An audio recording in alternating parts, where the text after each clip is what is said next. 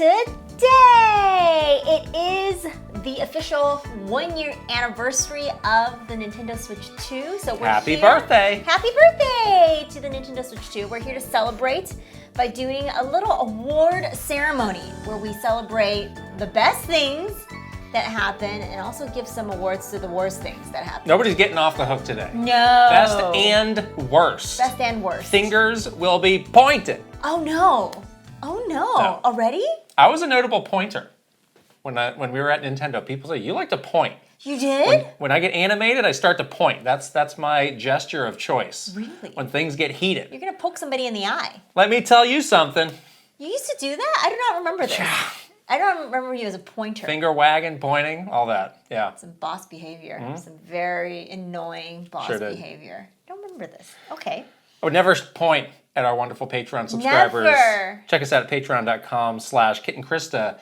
It is now June. Wow. And it feels like it's just literally E3 season. Well, it is because... Like Monday, June 1st, bam, it's E3. Well, the thing with E3 is that E3 never left our hearts and minds. Physically, E3 is gone, obviously, but... It did... There were a couple years where it got a bit more dispersed. But it really didn't last. It was like, very oh, long. we have the freedom, we can do it whenever we want. And now it's like, bam, Summer Game Fest, bam, State of Play, bam, Xbox, whatever the heck Nintendo's gonna do, bam.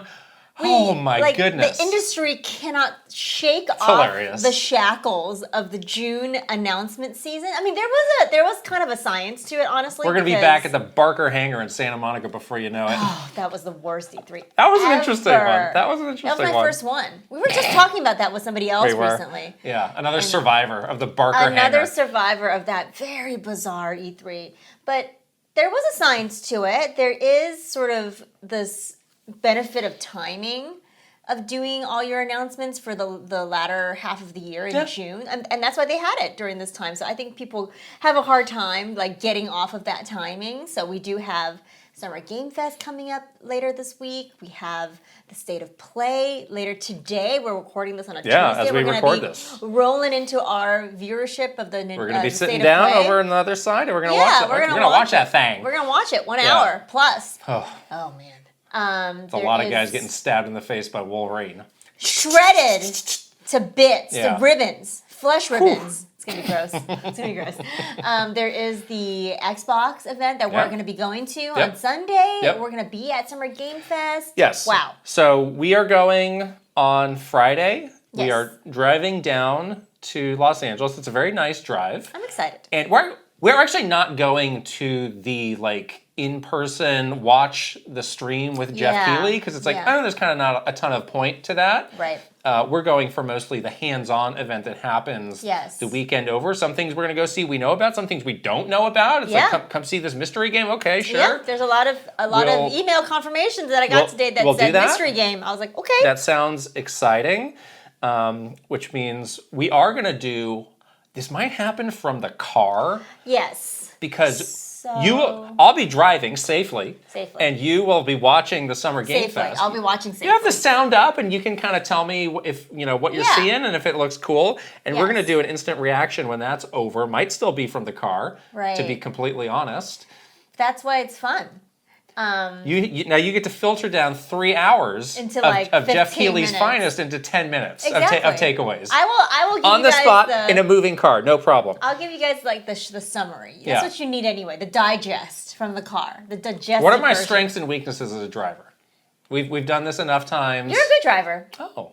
You have a very good sense of direction, which is shocking to me because I don't even know how to get Well, I use my phone to get actual directions, so I just follow those. Sometimes you don't even use a map and you know where to go. Oh. So I always have to use a map. Okay, so that's my strength, but what's my critical weakness as a driver?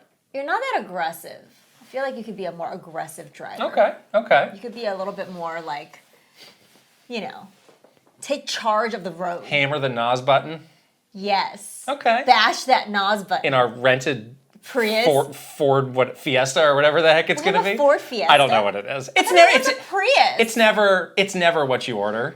It's like, well, we don't have any of those. Take this. Remember that one time where they trolled us hardcore? That was mean. Do you know what I'm talking about? I do. Of course I do. Where we went to rainy Seattle. It was pouring rain. In the middle of winter, and they gave us this like convertible. It said, good news, we've upgraded you to a convertible. It's like, thanks, thanks, it's pouring rain. But then we were like, no, we're gonna put this top down, and we're gonna go for it. And then it started literally pouring rain, so we had to go like pull. No, over I do have an interesting history of rental car switcheroos. I remember one time I went to go visit Game Informer. And they were like, here's what you get today, sir. You get the, I think it's the Dodge Challenger, which is like the huge like muscle car, like big American muscle. Yeah, the muscle car. And those guys were impressed when I rolled up to Game Informer and that thing. Them? Whoa, let's go check it. Whoa, look at what kid. Yo, that's great. The people were excited about that. Really? There was another time I did get like a giant pickup truck. I don't think you were. Were you on that truck? It's I was there. I was like, why do you have this car? It's ridiculous. You look so stupid. Yeah, it's total luck of the draw what they do. Yeah, it's funny. But so that's going to happen. We're going to be doing that. We're going to be vlogging all of our summer Game Fest fun activities. Yeah, so you can look forward to that. That vlog will be coming probably early part of next week. Right. If you can't wait, we do have a video that's out now talking about just our general expectations around Summer Game Fest. We're not calling these are not predictions because there's so many shows. Like if something could happen, it could be in one show versus the other. Like who knows? Yeah, it's very like modular the way that the announcements can be stacked inside Summer Game Fest. But there are some trends. There are companies that like to make reveals during Summer Game Fest. Yes. There are some companies that don't like to do reveals during Summer Game Fest. There is always the drama of who paid for this slot. Oh gosh, everything in this show. We do talk about that. We talked about that. Clear the air on that. Even though for some reason Jeff Keighley won't talk about that. He really should. Truly. Too busy romancing Miss Piggy. Pitching woo to Miss Piggy. Miss Piggy doesn't want him. She wants Kermit the Frog. Is he Kermit the Frog? No. Is he green? No. Kermit the Frog. Yeah. Is he gonna sing? I'm not the biggest Muppet guy, to be honest. I know. Yeah. He's not gonna sing that Rainbow song, Rainbow Connection, to her. He doesn't want him.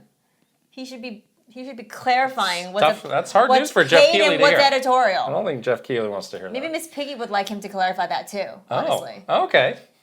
Maybe that'll be a breakthrough. Maybe that will be for a him breakthrough. and Miss Piggy. Yeah, exactly. That would be the next level of their relationship. Since it is now the first week of June, I know many people are waiting on pins and needles saying, what is your June spoiler cast? Oh boy. And we are here today to tell you we don't know yet. Well, we have some options. We have some irons in the fire, as they say. Listen, June is tough. June is tough, yeah. Because all these games are about to get announced. Maybe some of these games might be coming out in June. We don't know. Mm-hmm. It is prudent to wait. Oh, prudent. I think after the weekend, we'll know. We'll know. We have options. We'll know a lot more. Yes. And we're busy. There's all these games. We're playing games right now. It's just tough. So thank you for your patience. Please look forward to understand. It. Whatever platitude you would like to hear, I will say it to you right now. Please understand. Yes, please understand. Please look forward to it. Please wait. Yes. All of the above. I'm excited for us to do our little award show. Me too. It's also like kind of the half year. So it's like... Exactly. This is about, almost 6 months from now, we're going to do... The real award The actual Kit and Krysta Game of the Year awards. Yes. We're not dressed in our finest. No. Today, because this is not the real deal. But it is going to be fun. Mm-hmm. It's a fun way to look back on the year of Switch 2. The 5th. What day of the week is that? Is that Friday? I think it's Thursday. No, I don't know. I think it's Friday. Okay. That's when Summer Game Fest is. Right. Wow. Oh, on the anniversary. We didn't go to Summer Game Fest last year because of this. Exactly. We skipped it because of the Switch 2 launch. Honestly, that was the right decision. It was, but we didn't. It was really the right decision. We didn't miss going there though. So I'm glad to be going back this year because I missed it last year. I did. Yes. Sure. We'll get to that in just a moment, but first we have to shout out our sponsor. This episode is sponsored by Mint Mobile. Thank you. And we've had Mint Mobile as a sponsor for a while. We love them. We use it. And a lot of people say like, hey, you say these plans are $15 a month, so what's the catch?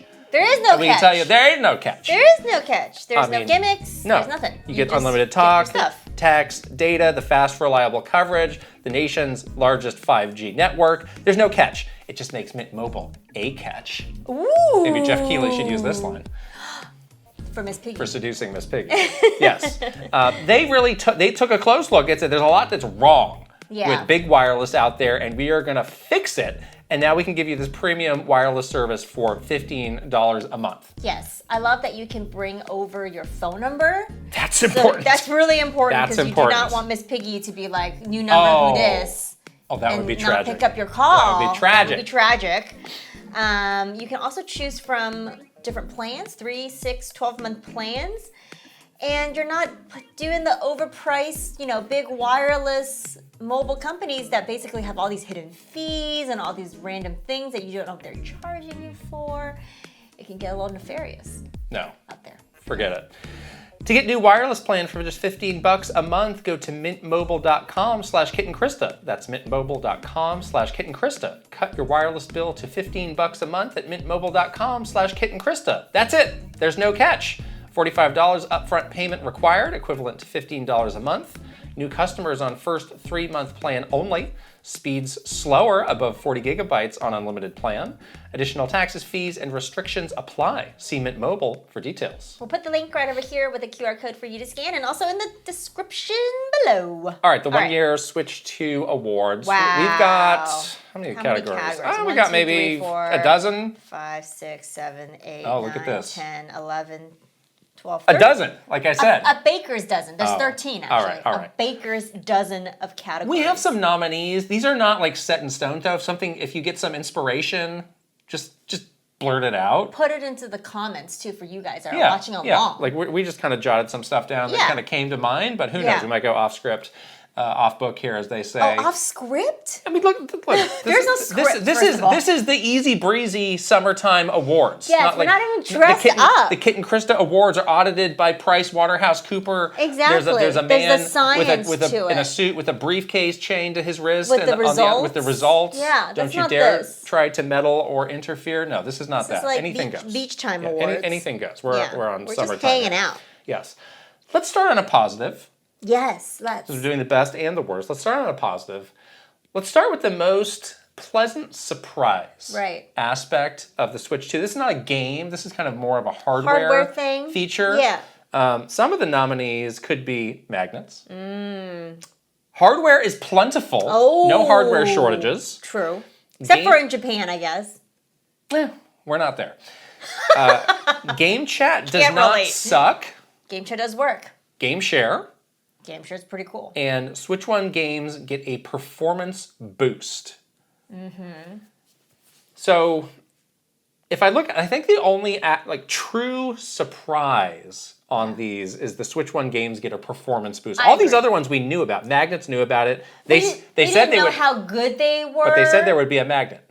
But we didn't know how cool they were until we touched it. The Switch 1 games were truly the one thing where it's like, yeah, we know it's going to be backwards compatible, but we have no clue how they're going to function. Yeah. That was a major over-deliver moment for them. That was amazing. How much fun did we have like that first couple of weeks that was getting the system? That continues to be a major highlight. And then watching all those Switch Up videos, by the way. Shout out to Switch Up for running an amazing channel.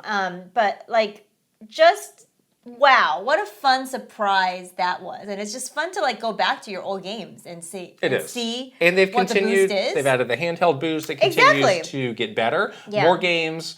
There's some games that had compatibility issues. Some of those have been resolved. Like Nier Automata for a long time was like, oh, it's a huge problem. It's not compatible. But now it is. Now it is, yeah. So they have not just said, we're done. Yeah. They've kept working on it. So what's your pick here? It's definitely Switch 1 games get a performance boost for me. Oh. Although close second is the magnets because I really thought those were so stupid when I first heard about them. Remember that? I was so down on these magnets. I think we all were. It was a joke. It was a joke. We've made our apologies to magnets.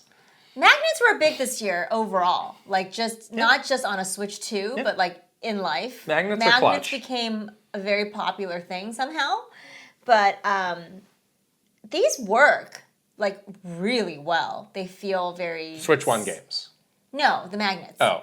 They feel very satisfying. So which is your actual pick, though? The Switch 1 games is my actual pick. And now you're just extolling the virtues of magnets. No, I'm saying the close second is the magnets. Oh. My pick is actually neither of those. Oh, really?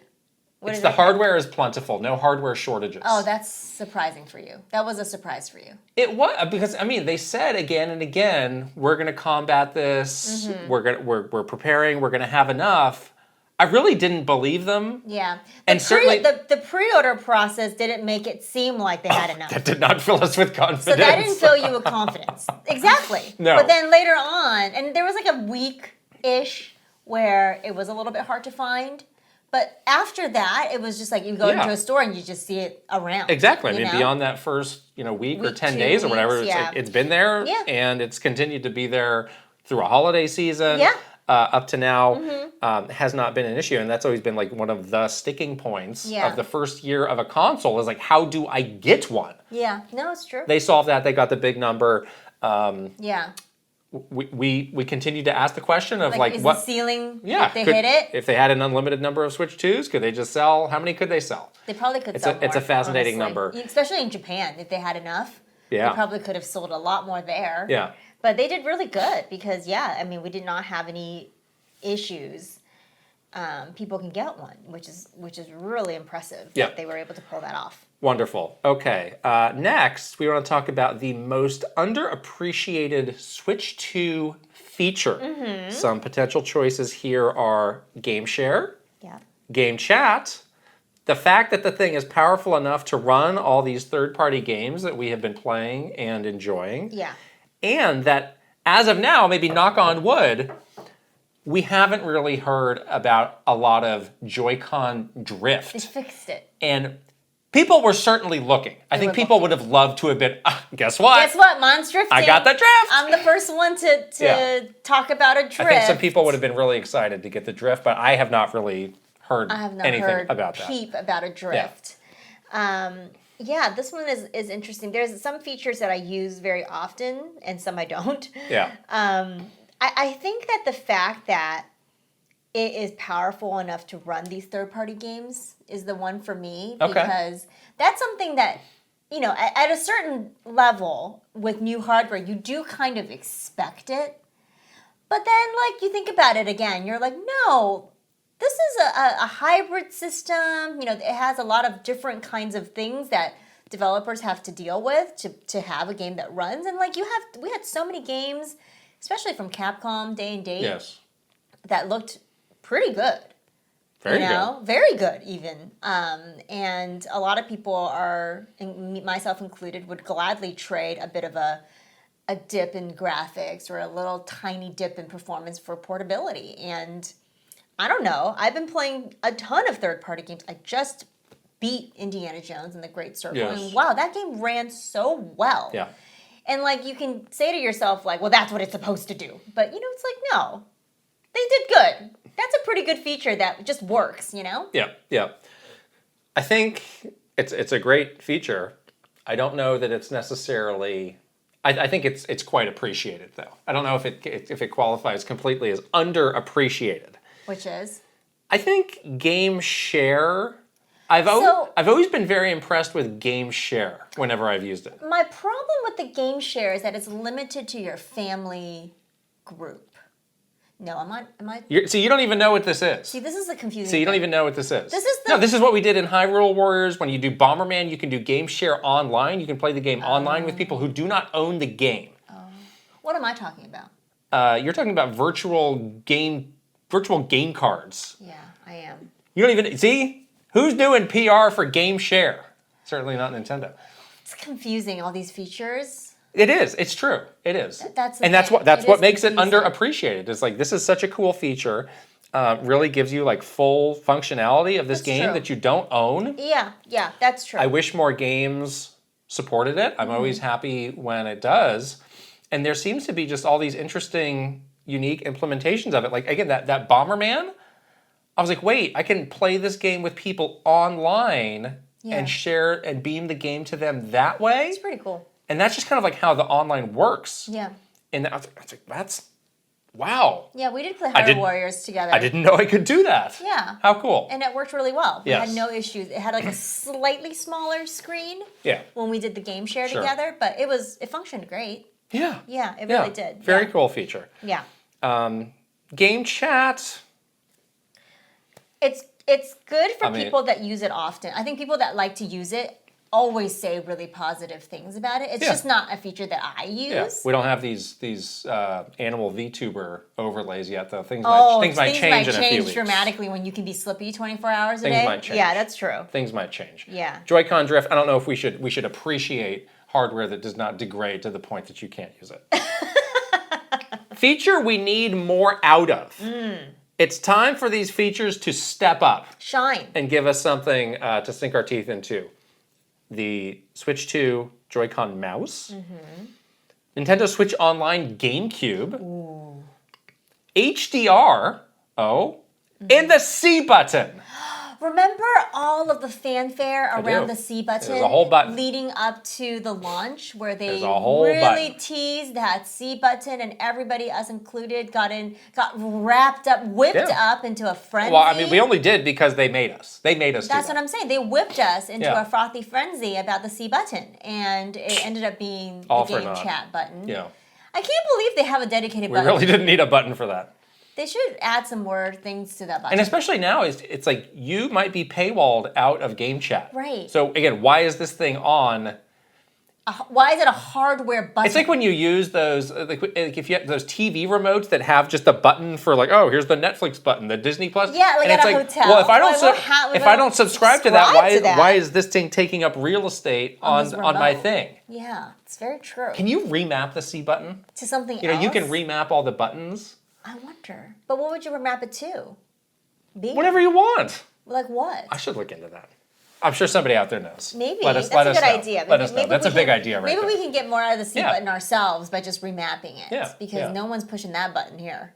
This is a tough category. I think for me it's the mouse. I am pretty excited about the Star Fox mouse controls. I'm becoming extremely excited for that. I'm also pretty excited for the Call of Duty mouse controls. Yeah. So it seems to be like that there are things on the horizon that will be using this feature more. Oh, Pocopia. I didn't play that game, but people said the Pocopia mouse functionality was excellent. Yeah. So there are some games that already utilize it, which is cool. But yeah, I would like to use it more and just try it more to see if it clicks with me. Yeah. Because for now, all the games that I've tried it for, and really it's just like Drag and Drive and Metroid, I haven't really clicked with it. You know? But that's just me. Yeah. Other people have used it and I think they like it, so. Let's see. Let's work backwards to help me get to mine because I'm a bit stuck on this. HDR is really more of a I never know if I am doing it right. Well, it depends on your TV. It depends on other I don't know. things. It's like a lot of just like eye test of like how do you think this looks? I'm like I don't know. It looks fine. And like oh well, adjust it slightly. How does that look? Like kind of different but also the same. I don't know. It's like the eye doctors where they're like which one is more clear and they both look the same. As a non AV psycho, I would like to have a little bit more help. I mean, it seems like it works. Mm-hmm. It does what it's supposed to. Did you turn it back on after you got a new TV? I did. I think they tweaked some of the settings, but I'm still like kind of flying blind on that. I don't know. Okay, so just maybe more direction. It's not going to be that. It's not going to be that. The C button, it's just lost. No C button. It's just a boondoggle. It's just So that puts it between the mouse and NSO GameCube. You had a lot of complaints about the NSO GameCube. Because they're very drippy about the games. Some people did defend it. They said those are bigger games, so we don't need them as often. Okay. It's fair. Yeah. It's fair. What did they just announce recently on... Well, nothing. Donkey Kong 64. That's not a GameCube game. Oh. It's 64 in the title. Oh my gosh. I was like, wait, didn't they just announce a game? No, it said nothing. So that was the latest one that It's been a whole lot of nothing for a while. Huh, okay. I'm going to say mouse. Yeah, I still want to see more first-party mouse. First-party mouse. I mean, there's a lot of third-party mouse, and it's great, and it works, and I like it. Star Fox, then. And I don't know if Star Fox is going to be I think it's going to be cool, but just some more like experimentation with the mouse as an input. So like in the vein of Drag and Drive, and maybe with a game that's more clicking. I mean, Drag and Drive was like a real extreme case of like we're going as far as we can with this. Yeah, I guess like it's more so about mouse control, less as a like it's just convenient to like use a mouse. I mean, Pocopia was a convenience thing. Okay, I don't know. In a lot of ways, yeah. Did you use the mouse control for Pocopia? Yeah, it was very easy to switch between and to do all your fine kind of adjustments with the mouse, which was cool. So I would like to see less like it makes things more convenient and more like this is a cool new control scheme. Yes, agree. That's what I would like to see out of the mouse. Yes, I think we agree on that. Okay, the mouse is the very clear-cut winner there. All right. This is a fun one. The biggest outrage moment, and we had a lot of them, let me tell you. It was very dramatic this year. We live in the age of rage and of rage people love bait. rage. We don't love rage. People and there were a lot of things that got people mad in the first year of the Switch 2. Day one, people were mad. I mean, some of these things like are valid. You actually should be mad about this. Yes, valid. Here are just a couple of things. Game key cards. Mario Kart World being $80. The Switch hardware price hike, which I guess has not happened yet, but it did get announced in the first year. That's right. The pre-order mess. We were really mad about. That might be the maddest we've ever been in a video. When we recorded that the following morning. I'm so mad. I was probably too mad to have to be recording a video. You were mad and tired. It's a bad combination. It was a really bad combination. All caps drop the price in the Treehouse Live. The kind of couple days of Treehouse Lives that were happening after the thing got revealed. That was real. And finally, the Mario Kart World Direct, which maybe would not have been as big of a deal if we were not told multiple times by Nintendo and Bill Trinan that this game was so big and so vast that we would not believe our eyes when we finally watched everything in the Mario Kart World Direct. He gassed us up, and then we were deflated. It's literally nothing. We were deflated.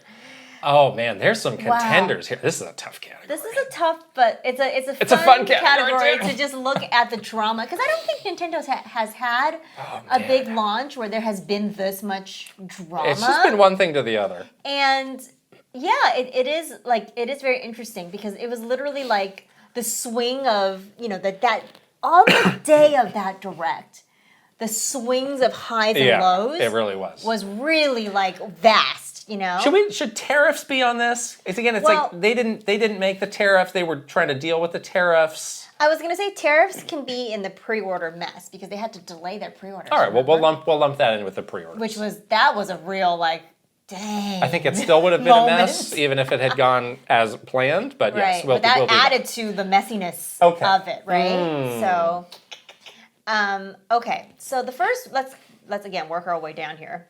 So game key cards, for me, that's not really a thing. Because it has zero impact on you. Yes, zero impact on me. As somebody who buys digital. I'm a digital girly. Yes, so doesn't matter. I'm going to cross that one out. Mario Kart World is $80. You did not buy this game for $80. I was going to say, I did not have this problem either. As opposed to me, who bought it for $80 twice. $160? I can do that, man. Oh, man. I can't believe that happened to you. I'm in shambles. You should be outraged with yourself for losing all those I lost games. it, or perhaps it was stolen from me. I don't know. I don't know what happened to it. It's gone. Well, it was on an airplane and it was dropped. I was in Japan, so the likelihood of it being stolen is very unlikely. Extremely unlikely. It probably just got swept away. I think it just fell out of my bag. Yeah, at some point. someone was cleaning the plane and it got swept away. Whatever. Okay, who cares? Price hike. I mean, I'm not mad. I already have it. So. It is. This is the way of the world now. You know what the curious thing is about this price hike? Is that people actually don't seem that mad about it. They've seen everything else go up in price and by way more. We're going to talk in the news about this Steam Deck increase, which is crazy. It's bonkers. It's like people have been desensitized to it, which is bad, right? You shouldn't be desensitized to price hikes. But the funny thing is that there's so many people out there that are twisting the price hike in a way where this is good for Nintendo, blah, blah, blah. I'm like, who are these people? The pre-order method, I was pretty mad. I was honestly pretty mad about that. Yeah. That was a very bad experience. Right.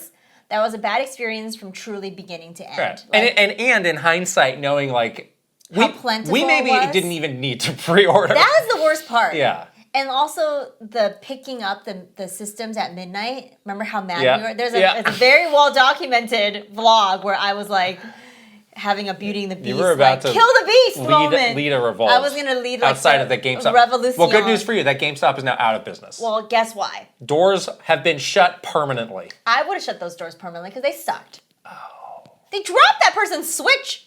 Well, maybe if you had bought more of the fun-sized Lay's potato chips and paid the personal Venmo account that was of the manager that was very rude to me in the store, maybe that was extremely rude to me. Maybe they could have stayed open. I used to work in the service industry. I would never. Oh, so you worked at GameStop? What? No, I worked as a server. Oh.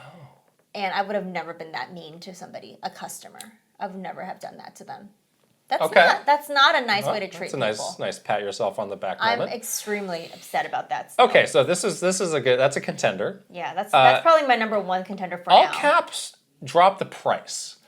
That was more so funny for me. So that was it was an interesting one because it was always a little unclear of like what exactly would you like the price to be dropped on? It was the $80 Mario Kart. I think it was just everything. It was that. No. It was the price. The system. There was sticker shock with the system. Really? I think for a lot of people there was sticker shock, and it was just like this whole thing is too expensive. Oh, okay. Drop the price. I had thought it was really around Mario Kart.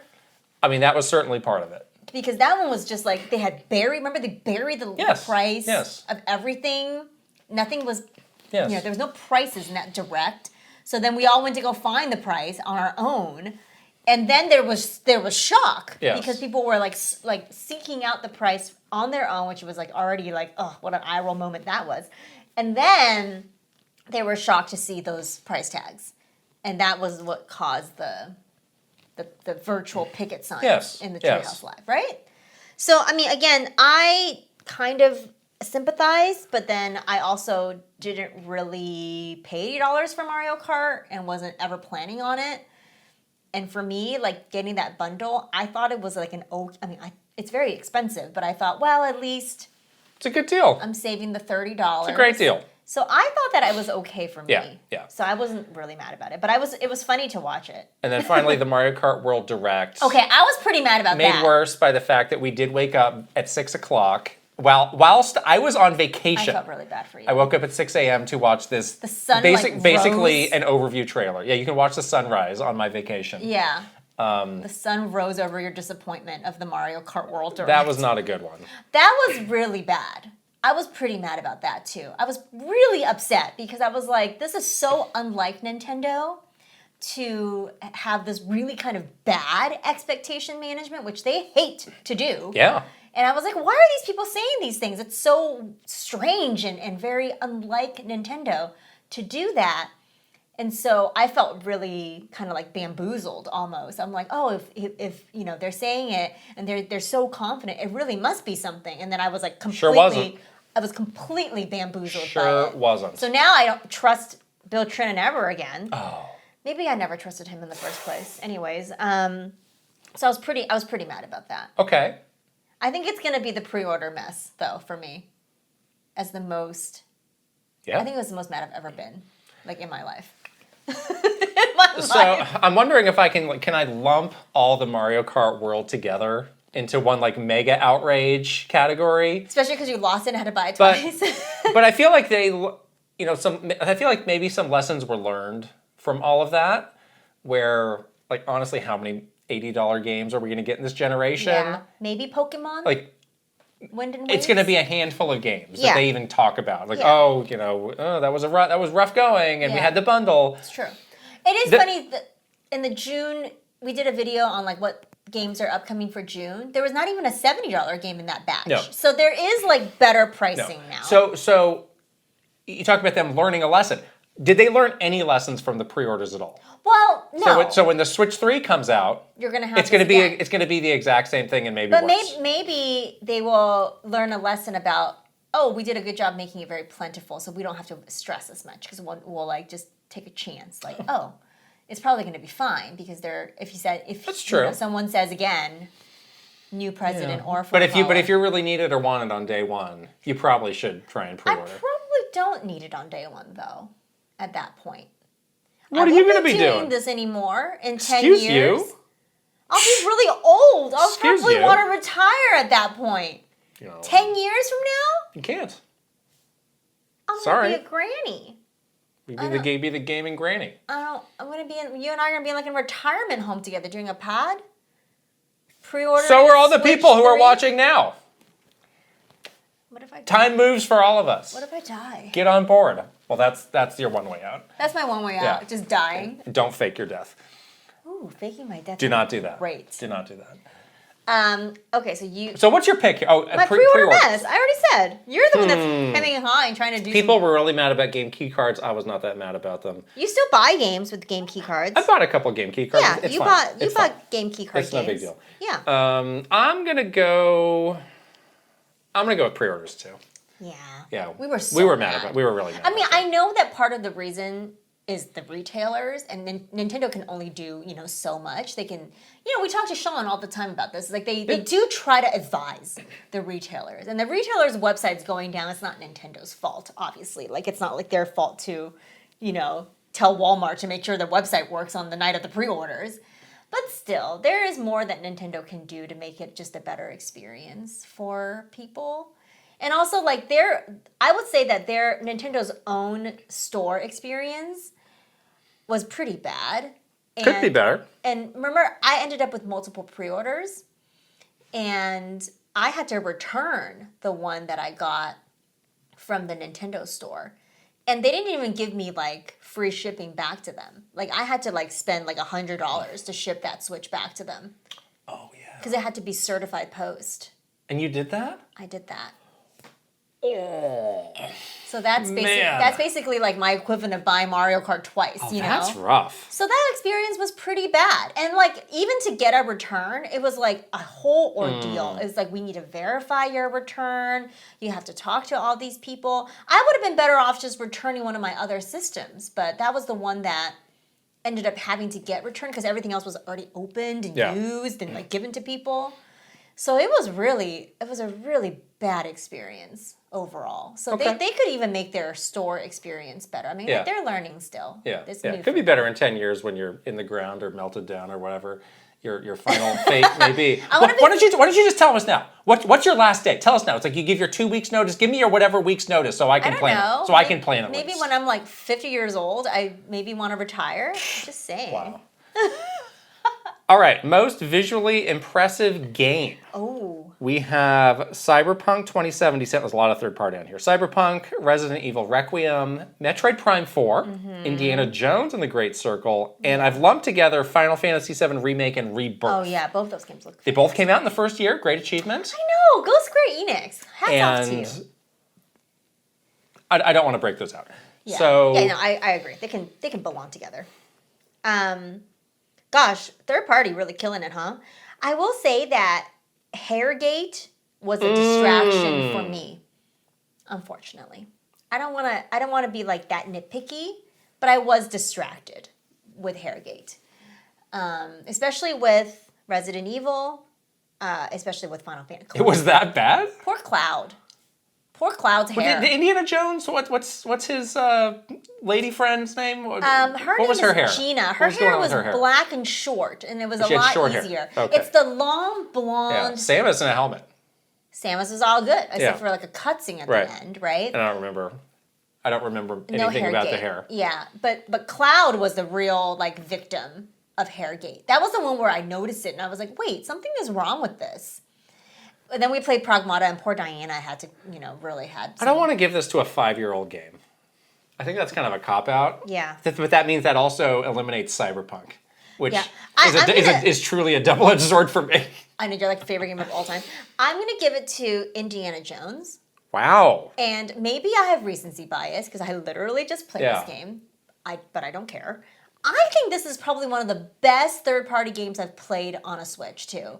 Like, not only did it just looked so good. Like, there was so many environments. It was like lush jungle, like the way the temples, the firelight in the temples. You get these, like, I was in the Himalayas, and there was, like, snow everywhere and wind. Like, it looked good. Like, I was really, really, and there was, like, areas where there was very dense details, Vatican, I think it looked fantastic. Yeah. No Hairgate either. So, and you just wear a hat. So it's okay. See? This is a real, what's the phrase? Do as I say, not as I do. I just said I don't want to give it to a 5-year-old game. I'm giving it to Cyberpunk. I'm giving it to Cyberpunk. That's my close second. Because I mean, Cyberpunk looks good. Yeah. It's going between that and Resident Evil, and it's like, Cyberpunk's this huge open world. Yeah. That's Neon City. Yeah, and like that game has changed a lot since it first released in terms of the visuals. Yeah. And that was just impressive. And that was like from the moment we saw the system, that was like a wow moment. That was a wow moment. And like look at it, it's not just that it's there, like look at how well it's performing. It's cool and that it was a handheld on launch a game, TV, too. all these different options that you could do with it. I think that's going to be my pick. Yeah, we had a lot of fun with that because we, obviously played it at launch. Then there was a DLC that was Phantom Liberty was in it as well, and that was fantastic. Yeah, I mean it's such a beautiful game just in general too. So. All right, next most surprising game, and we mean that in a good way. Yes, positively surprising. Yes, surprise in a positive way. Yes. We got Yoshi and the Mysterious Book, Pocopia, Pragmata, and Cyberpunk 2077. Yeah. Yeah. Anything else you would add to this list? Positively surprising games. Not really. I feel like surprising. So there's a lot of games where I was like, I kind of knew. I kind of wanted to lump Pragmata and Resident Evil of like, oh wow, these games from Capcom are really good. Yeah. Monster Hunter Stories 2 was a really good, beautiful game on a Switch too. All right. Yeah. I think for me it's Pragmata. Yeah. Because once again. So you could say the game right. Pragmata. Yeah. It's like, how did you say it in the game? It's not what you think. It doesn't sound good. The right way to say it. It sounds better the way I say it. Pragmata. Oh. Pragmata. Yeah, this game was just surprising overall. First of all, obviously, like, to have it on a Switch 2 was a pretty cool surprise. Mm-hmm. They had the amiibo, which was fun. The game itself is so good. Yes. Like, in all intents and purposes, it would have been a game that I hated. But somehow it was a game that I loved. Like, it had all the trappings of a game that would bug me. I mean, we were also focused on Resident Evil 2. Yeah. And it was like Pragmata was coming out right after. Yeah. And then it's kind of snuck up on us. So like, oh, wow, this is like definitely that game's equal. Exactly. In terms of enjoyment. I would say, well, I'm not going to say it right. Don't say it. I'm not going to say it right. Save it for 6 months. I will. Yeah. But it's great. So Pragmata. I think so. I got to go with Pocopia. Yeah, which was a game that I thought was a just throwaway junk game. Yeah, like mobile slot. When it was first announced and went on. A system seller. It was so good and became such a phenomenon. Yeah. And carried the Switch 2 during that first part of the year. And it's a game that I desperately want you to play. I will play at some point. I will play. You're going to give it to me, right? You have a physical copy. Yeah. So we could share. Yeah. I mean, you could say that the surprise was due to maybe some bungling of how the game was initially hard to introduced, but hard to show that game in a way that is appealing in a trailer. Right, but it definitely led to a lot of surprise when I started playing it. And he was like, oh, look at this. Oh, it's just big. Oh, there's a lot to this. Oh my gosh. All they had to say was by the makers of Dragon Quest Builders, and we would have been good. I think they did that. But not until way later. Not until like 2 weeks before launch. No, I think they did. No. I think they did. No, they didn't. They didn't. They didn't really come out and say it. They should have done like a dev ask or something like that. Okay. We've got next the most disappointing game. And it's a stat category again. We've got Welcome Tour, Dragon Drive, Metroid Prime 4, Mario Kart World, and Xenoblade Chronicles X Switch 2 Edition. Remember that? Yes, I do remember that. So, it's painful. There is some notoriety in this category. In our December, the 2025 Kit and Krysta Game Awards, remember, Mario Kart World was, I believe, chosen the most disappointing game, but then it also appeared in the community top 10. That's true. There's a lot of feelings about this game. People have been divided. Well, a wide range of feelings on that game. Divisive game. Yeah, divisive game. That's not the one for me. We played all of these. We played all of these. I was experienced forced. Varying degrees of disappointment. I was forced to play Welcome Tour, which I hated. Absolutely hated. Okay. I was forced to purchase Dragon Drive, which I did not want to do, and I didn't like that. But I already knew those two games were going to suck. So I wasn't disappointed because I went in knowing that it was going to be bad. So I think for me, it's Xenoblade Chronicles 2. Really? Or Xenoblade Chronicles X, Switch 2 Edition. Sorry, yes, I get these confused. Really? Because I had started playing this game and I was so excited. I was like, there's going to be a Switch 2 edition. Yeah. It's going to be so good. Yeah. I'm going to be like back in. This is one of my favorite Xenoblades too. And I was like, I can't wait to go back in and continue playing this game when they do the Switch 2 edition. And that Switch 2 edition sucked. Oh. Have they fixed it? No. They have. That's maybe even more disappointing. that it remains kind of as it is when it 8 first is came out. unplayable. I don't think it's unplayable. For me, it is. I was motion sick. What's with it? No, it has a better frame rate now. It makes it motion sick. The ground is moving. It's like dithering around, whatever you call Very it. sensitive. I don't like it. Okay. That's fine. I was really mad. Because I was waiting. I stopped playing this game. I think a lot of us did. Because I was waiting for a really good Switch 2 Yeah. edition to come out. And they could have knocked it out of the Yeah. park. I don't know why. How could it be this bad? And how could they have not fixed it? This could still be redeemed, though. Unlike some of these other games. It's true. That are just going to be disappointing forever. To Well, some Mario degree. Kart World is not disappointing forever. That could be redeemed. So Xenoblade Chronicles is your pick. Yeah. Mario Dragon, Kart. I gotta defend Dragon Drive for a moment. Well, you here. like Dragon Drive because you like basketball. I did. It was very novel. I think it was. The learning curve was extremely steep for it. It did not have any community really to speak of. Yeah. Kind of from day one. The online, like the waiting room stuff, was so boring too. It's definitely lacking some pizzazz in terms of the presentation. It's lacking a lot more Yeah. than just pizzazz. It's lacking content, actual gameplay. Yeah, I mean, it's also $20, so... So, sure. If it's going to be a multiplayer game, that's the focus. Like, it Yeah, needs they to didn't- have those functionalities. They didn't go all in. But if you gave it its time and you were actually playing it with other people who wanted to give it an honest go... We did play It was kind of fun. with other people that gave it an honest go. Yeah. And it was, can't- I will say that one time that we played with the community, Right. it was fun. I can't say I've spent a ton of time going back to it. Exactly. But in I've terms never of, played it again, like the expectations and what it ended up being, it's like, all right, that's an interesting little experiment. Fine.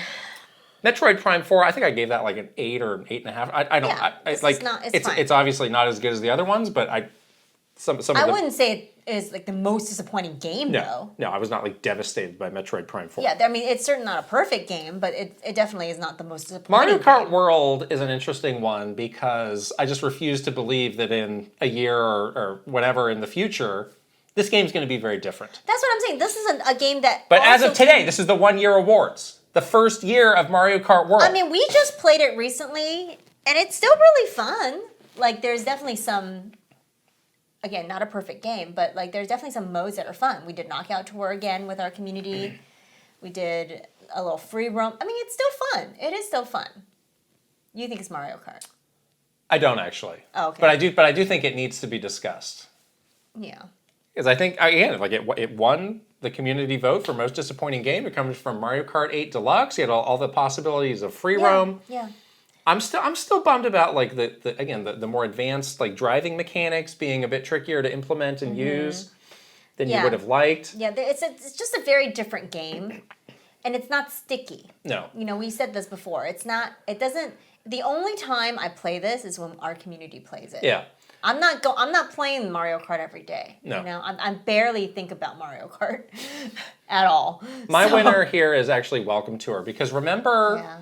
when this first got revealed, another outrage moment of like, this needs to be a pack-in. A pack-in. They wanted a Wii Sports. And then it came out and it's like, oh, I wouldn't even play this if this was a pack-in. It's like so insubstantial, like Some people loved it. It's like an interactive instruction manual. It is like reading an interactive like book. Yeah, if you're interested in kind of the more technical side of things, like that's an interesting little learning tool, I suppose. Yeah. But it's like It is so boring. It's pretty boring. It's pretty Oh insubstantial. my god, was that boring? Like you could compare that with like actually playing Wii Sports. a game. Yeah. Most other games. A packed. Yeah, it's like I'm really not interested. It's like and you don't hear people being annoyed about that anymore. It's like, oh, well, why wasn't it a pack-in? It's because nobody cares. Because nobody wanted to play it. Nobody. There's no playing. No, there's absolute There's apathy. the reading an instruction manual. No, it's absolutely. It's beyond. It's beyond. You know, the outward like whatever people feel about Metroid Prime 4 or Mario Kart World. It's just apathy. Nobody cares. That's even worse. We all just moved. It is. Yeah, that they say. We all just moved on. They say the worst thing is not hate, but is apathy. Yes. You know. Yeah. Most entertaining moment. Oh. The midnight launch. Hardware leaks. I guess this goes a little bit before. This is breaking our rules of the 1 year. This happened It's like, early 2025. right. This is like right before the thing was out. The drop the price outrage and C button anticipation. Oh, I think the midnight launch is pretty entertaining. I agree. That's an easy open and close one right there. Yeah. I mean, it was outrageous. I was mad, but that's what made it was very fun. That's what made it entertaining. Very fun. I like the people that were there with us. That was great. Yeah. Because you saw those people when you were pre-ordering that line. And then they came back. And then we all came back, right. or you all came back to pick up your systems. And there was a real camaraderie, that was formed. It was late, and we were getting a little delirious, but it was really fun. It was really fun. You don't get to do that a lot. Most underappreciated game. Kirby Air Riders, Yoshi and the Mysterious Book, Dragon Drive, Donkey Kong Bonanza Emerald Rush DLC. So not Donkey Kong Bonanza, but strictly the DLC. Yeah. And Welcome Tour. What do you know? It's back on the list. How does this keep happening? I don't know, but it's not going to be that. Just delete it off. Delete it. Why did you add this? You added this. I didn't. You added this. I think, gosh, hard to say between Yoshi and Kirby, I think. I mean, Kirby had every chance. Kirby's had fine. Multiple hours-long events featuring Sakurai. Yeah, lots of game demos beforehand. Everybody got to play that so game. It's not like, oh, nobody knew about this, nobody had a chance. They had the demo. We all had our chance, and it kind of it kind of is what we thought. It is. Yeah. It's not really underappreciated. So I'm certainly not picking that. I think it has, the audience for it. The people that want to play it are playing it, Yoshi, I think, is pretty underappreciated, though. People have written off this game. It's a tricky one because this game is brand new. It is brand new, but, we talked to our community a ton in the lead up to this game, and there were so many people that were like, I'm just not interested in this, and just writing this game off. 60% of people that we asked were like, I'm not buying this game, or, the reviews came out, and it was like, it's for babies, or whatever.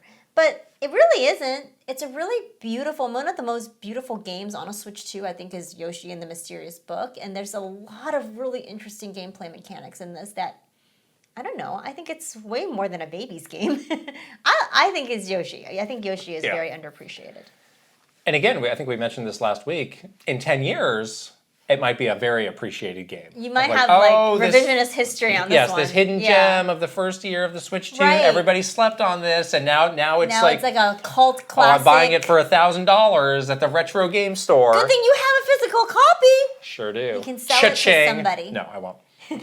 I'm picking the Donkey Kong Emerald Rush DLC, which people just seem mad about. When this got announced, I think it's maybe because of the price was a little steep for it. Did it get announced during a busy time? It was in a direct. We're also doing other stuff. I think it was a shadow drop, or it was very very close to the announcement. I remember it was kind of a surprise because I was like, oh, already there's going to be DLC for this? Wow. I remember it added the Donkey Kong Island, which I think that was. I actually wish there was a little bit more substance to that, but going back through all of the levels and having a bit more of a challenge-oriented thing to do. They're still doing these events for all of these statues that you can get. Yeah, yeah. I just think it's a fun way to continue to appreciate the game after you're done with the single player. So, and I don't completely understand a lot of the hate that it got. Oh, you lost the game. I lost that game. Well, that's on my list of rebuy this as soon as I can get it for a nice price, I will. I think you can. And get back to playing it. Yeah, I think some retailer is going to do some eventually discount. Eventually, like that. Yeah. Eventually, yes. Yeah. So that's my pick. All right, we have two more categories: best third-party game and best first-party game. Let's go through the best third-party games: Resident Evil Requiem, Cyberpunk, Pragmata, Hades 2, Silk Song, Final Fantasy VII, the Final Fantasy VIIs. Indiana Jones, and Mina the Hollower. Well, another new. recent release. Yeah. And again, feel free to add anything else you want. Yes, there's a lot. There's been a lot of third-party games that have been amazing on Switch 2. But I think for me, it's going to be the game of the year that I had, which was Hades 2. Easy pick. Okay. Easy pick. I spent so much time playing this game. I always have a fondness for this game on a Switch because the first Hades was, a big thing on the original Switch, and this one was a console exclusive for a bit on the Switch 2. I just have a fondness for, it's just special when a Hades game or a Supergiant game is on a Nintendo platform. You're like, oh, it just makes sense. It just makes sense. It's great. Yeah, yeah. Yeah, love it. I'm going to go with Cyberpunk again. No surprise. Yeah. And again, it's interesting to me that it beats out some of these newer games, but I think the very large scope of it helps to push it over the top and make it even more impressive. And it's a game that I played so many different times, so many different ways, and I had a great time playing it again on the Switch too. And heck, I'll probably play it again at some point. If there's a way to play it again, or if there's some deluxe edition or something, I totally play it again. It's just good. It's you just can replay it. Yeah. It's very replayable. It's just very good. That was pretty cut and dry. Best first party game. Donkey Kong Bonanza, Pocopia, Mario Kart World, Kirby Air Riders, Hyrule Warriors Age of Imprisonment, Yoshi and the Mysterious Book, Metroid Prime 4, and Pokemon Legends ZA. Haven't really talked much about that game. Yeah, I mean, there is a Switch 2 edition, but it's also a Switch 1 game. Pokemon Legends. Well, just like Metroid Prime 4. True. Very true. Interesting lineup. It's got to be Donkey Kong. It's really the best one on that list. You don't sound very enthusiastic about this. You know what? Looking at this list, I'm a little under-enthused on the first-party side, to be quite frank about it. It's like, these are all good games. They're all very high-quality games. They're all fun games. But they're not games that are memorable to me as much as other Nintendo first-party games. It doesn't fill me with a want to go back into any of these worlds. Just not that excited. Like, in the moment when I was playing it, they were fun. But I'm just like, a lot of these games I didn't finish, too. I played a very small amount of it. Like, I finished Pokemon Z, I finished Metroid, I finished Donkey Kong. But how is it possible the one game on here you haven't even played, as a lot of people would say is the best one, is Pocopia? That's true, yeah. I'm going to bring that game to you tomorrow. I don't have time to play it I don't care. You're going to have it. No, I'm going to lose it. No, don't give it to me right now. What? Don't give it to me right now. I'll tell you when I will be able to accept that from you. I will let you know. It won't be for a while. I have things to do. Yeah. It's just not that exciting, right? Like, the third-party list of games, way more exciting to me. Yeah. Like, I look at that list and I'm like, yeah, Pragmata, amazing. Resident Evil Requiem, wow, what a game. Like, I just finished Indiana Jones, so cool. Like, you are almost with Mina the Holler. Yeah. That game is the highest rated game of the year. You know, Silk Song, that was a meme that came true. Hades 2, game of the year for me last year. Like, I get so much more excited looking at that list than the first-party list, which is really interesting. I kind of feel the same way. It's between Donkey Kong and Pocopia. Yeah. And I really like Donkey Kong, but I wouldn't put it up against the best, like, 3D Mario platformers. I think there's something about it that makes barely a platformer, I would say. Yeah, I mean, however you want to categorize it. I think that's why. I think it's a different game than what you think of. It's not Mario Odyssey in terms of that kind of platforming. It's a different kind of game. It's exploration. It's the destroying stuff. It's a different kind of game. Mm-hmm. I guess I'll begrudgingly give it to that, though. Between that and Pocopia, because I actually didn't finish Pocopia all the way. I left off on something and I actually never came back to it. Yeah. That's the thing about almost all these games is, like, I really got bored. Like, I never finished Hyrule Warriors, which I thought I definitely would because the story was interesting to me, but the story was kind of boring. Yeah.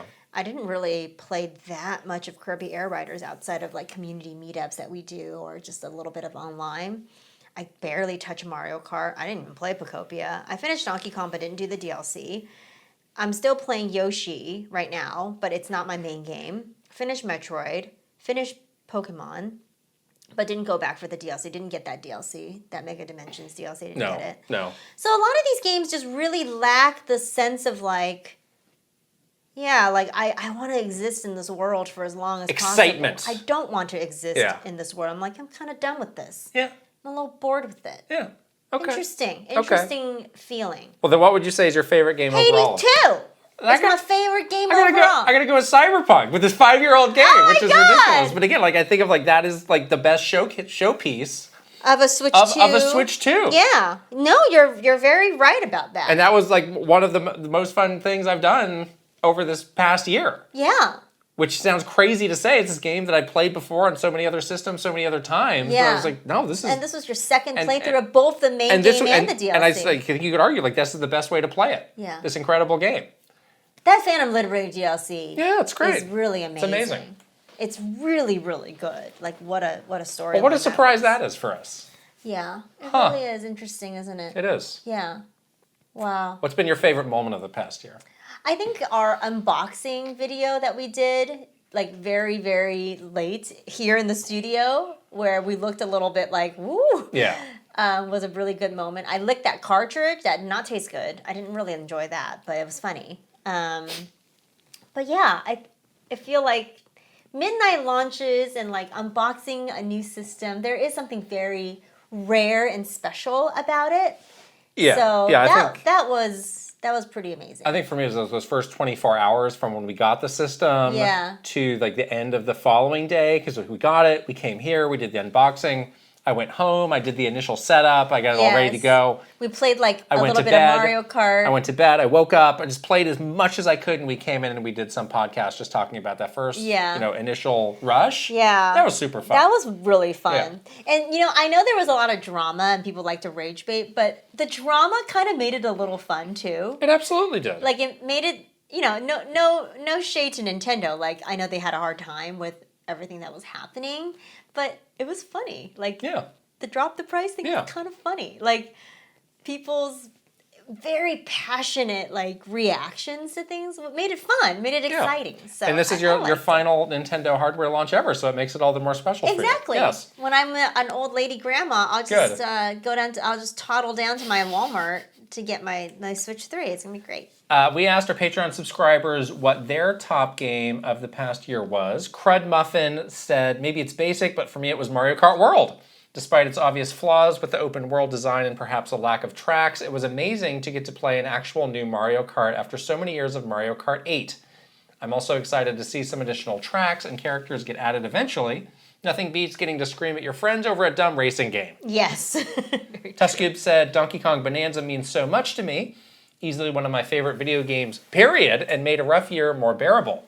One of those generational, inventive, and fun Nintendo games that belongs in their Hall of Fame without a doubt. Okay. And then finally, James Bradley says Cyberpunk 2077 has its best working version on the Switch 2 if you factor in the graphics, which help the Switch showcase that it can compete with next generation consoles, and the fact that this working version of the game is full game on a card. I didn't even mention that.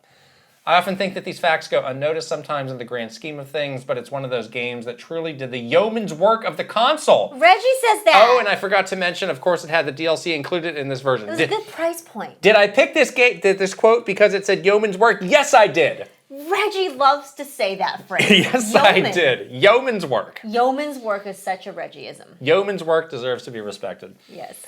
Wow. Wow. What a fun look down the first year of the Switch 2. Yeah, I wonder what year 2 is going to bring us. It starts on Saturday. It starts on Saturday, exactly. Yes. Let's see. I hope to see Nintendo inject some excitement into those first-party games. Yeah? Let's do that. Star Fox is coming, which That's is going to be the exciting. first game, yes. Very exciting. We have a mega-sized news segment coming up here. There's been a lot going on. But first, we have to shout out our other sponsor for this episode. This episode is sponsored by Factor. Yay! And it's just kind of a fact that for a lot of people, eating healthy is not always about willpower. It's just about, like... convenience. The sheer setup that is involved. Yes. With that. It's like...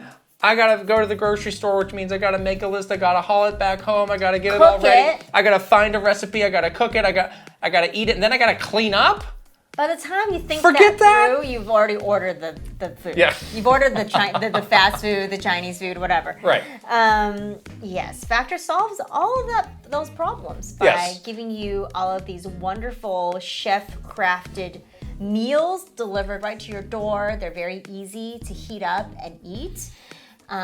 And they're perfectly balanced for your dietary needs. And they have so many different kinds of meals that are designed for whatever your needs are, whether it's, I want to get more protein, I want to, get more strength for a workout recovery, I want to, have weight loss, whatever. Like they have all of these meals just exactly. People today have a lot more very specific nutritional goals than I think they did in the past, and Factor has all of that taken into account. And there's over 100 rotating weekly meals. It's amazing. So it's a lot of meals. It's like when we scroll through, that's like, oh my gosh, like I can't believe how many options. There's a lot of options. There are. So you could go a long time and never have any repeats, but you're gonna have some favorites too. I was gonna say I have some favorites that I keep going back to. So I really like the Mediterranean ones. Those are like some of my favorites. Yeah. They have like very like globally inspired recipes, which is really nice. So you really don't get into like a food It's legit good. Yeah. So head to factormeals.com/Kit and Krysta 50 off. And use code Kit and Krysta 50 off to get 50% off and free daily greens per box with new subscription only while supplies last until September 27th, 2026. See website for more details. We'll put the link right over here with a QR code for you to scan and also in the description below. Okay, before the news, last week we had a question from Baby Chris that you asked Monica, not just Monica from Doki Doki, but our friend and previous Nintendo coworker Monica about Nintendo Monica ads. Could not be farther from Monica from Doki Doki. We have it ready to go. So here's the question from Baby Chris. I wanted to ask, how do you think Nintendo approaches TV spots and commercials nowadays? Since a lot of people don't really have traditional cable TV anymore, commercials don't seem as common as they used to be.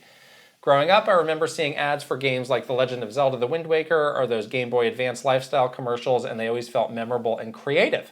Now, it feels like most advertising is pushed through social media feeds, YouTube, or short online clips, and I'm not sure those same kinds of ads would even show up for me today.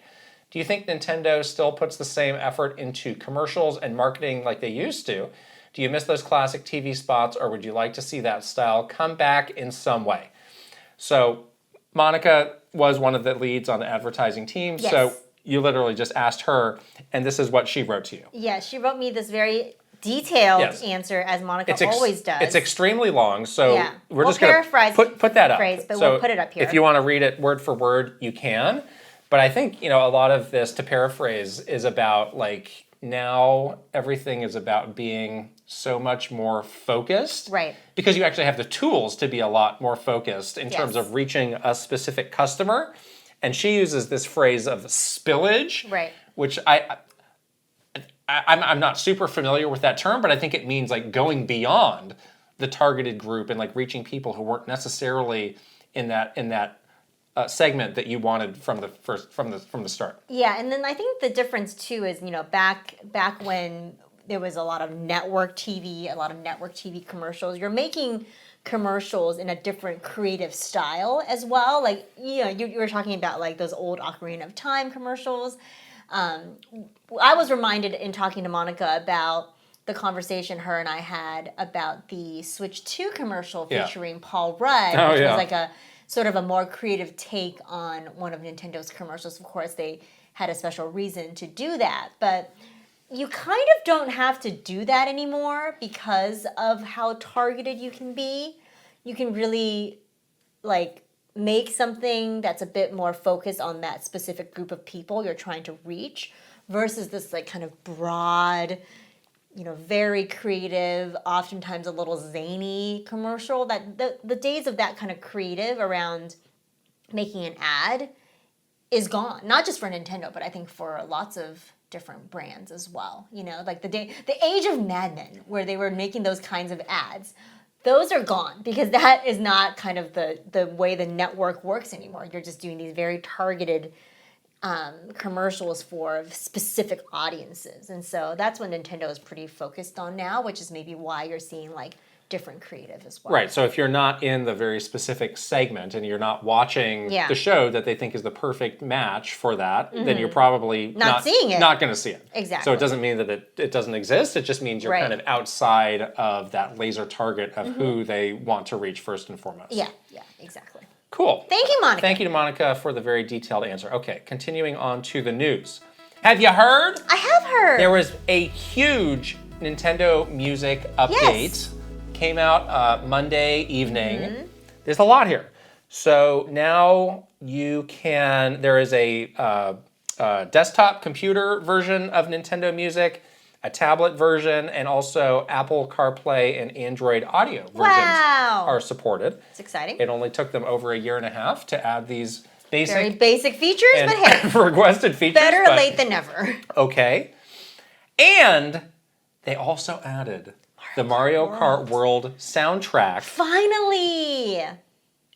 Part of the 1 year anniversary. Yes. So it is not everything for Mario Kart World. Like that's like a crazy big soundtrack is like ridiculous in terms of number of tracks. They had a year to do it. But it seems to be, from what I was going through and seeing, is like it's mostly like the course-specific tracks, and they said a lot of the free-roaming stuff, which is a lot of the more kind of like interpretive stuff of classic Nintendo music, that's going to be added later. So but it's still like over 160 tracks, right? No, there's like 50. Oh, 50. So, okay. So now our drip feed has a drip feed. Love it. Oh my gosh. Great. Just add the tracks.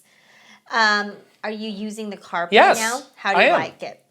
So I know you like to use Nintendo Music a lot. You listen to it a lot, right? Yeah, I've been listening to the Mario Kart World since it came out. Nice. It's nice. I mean, it's not like it was impossible to listen to Nintendo Music on a car. Yeah, you were listening to before, it in the car. But it is a more integrated experience, and it's easier to browse. It's nice. It's pretty basic functionality. I've been fine also using it on my phone, but I know a lot of people did want it like a proper desktop version. Yeah. So like I'm glad that they are offering this basic feature, which is, again, this is a service that you're paying for as part of your NSO subscription. So they should offer, I don't even call these bells and whistles. It's just basic features. Basic stuff. Yeah, this is like in a modern day when you have an app that plays music, it should have these functionalities. Right. And sometimes when stuff, like going back to the CarPlay, sometimes stuff gets like shrunken down when it goes on to CarPlay, and it's like, I can't really do what I wanted to do. What do you want it to do? Well, I like the being able to browse all the different things and look at the different categories. Like they have it categorized by system if you're searching for something, so you can do that in the CarPlay. What I'm saying is they have not shrunken it down. Oh, I see. Okay. To a degree where it feels like just a shell of what it was before. Right. So I give them credit for that. Very good. It's great. Good. It's really nice. Very good. Yes. Okay. And also, people have been pointing out they have been changing the day because the Monday release became a tell.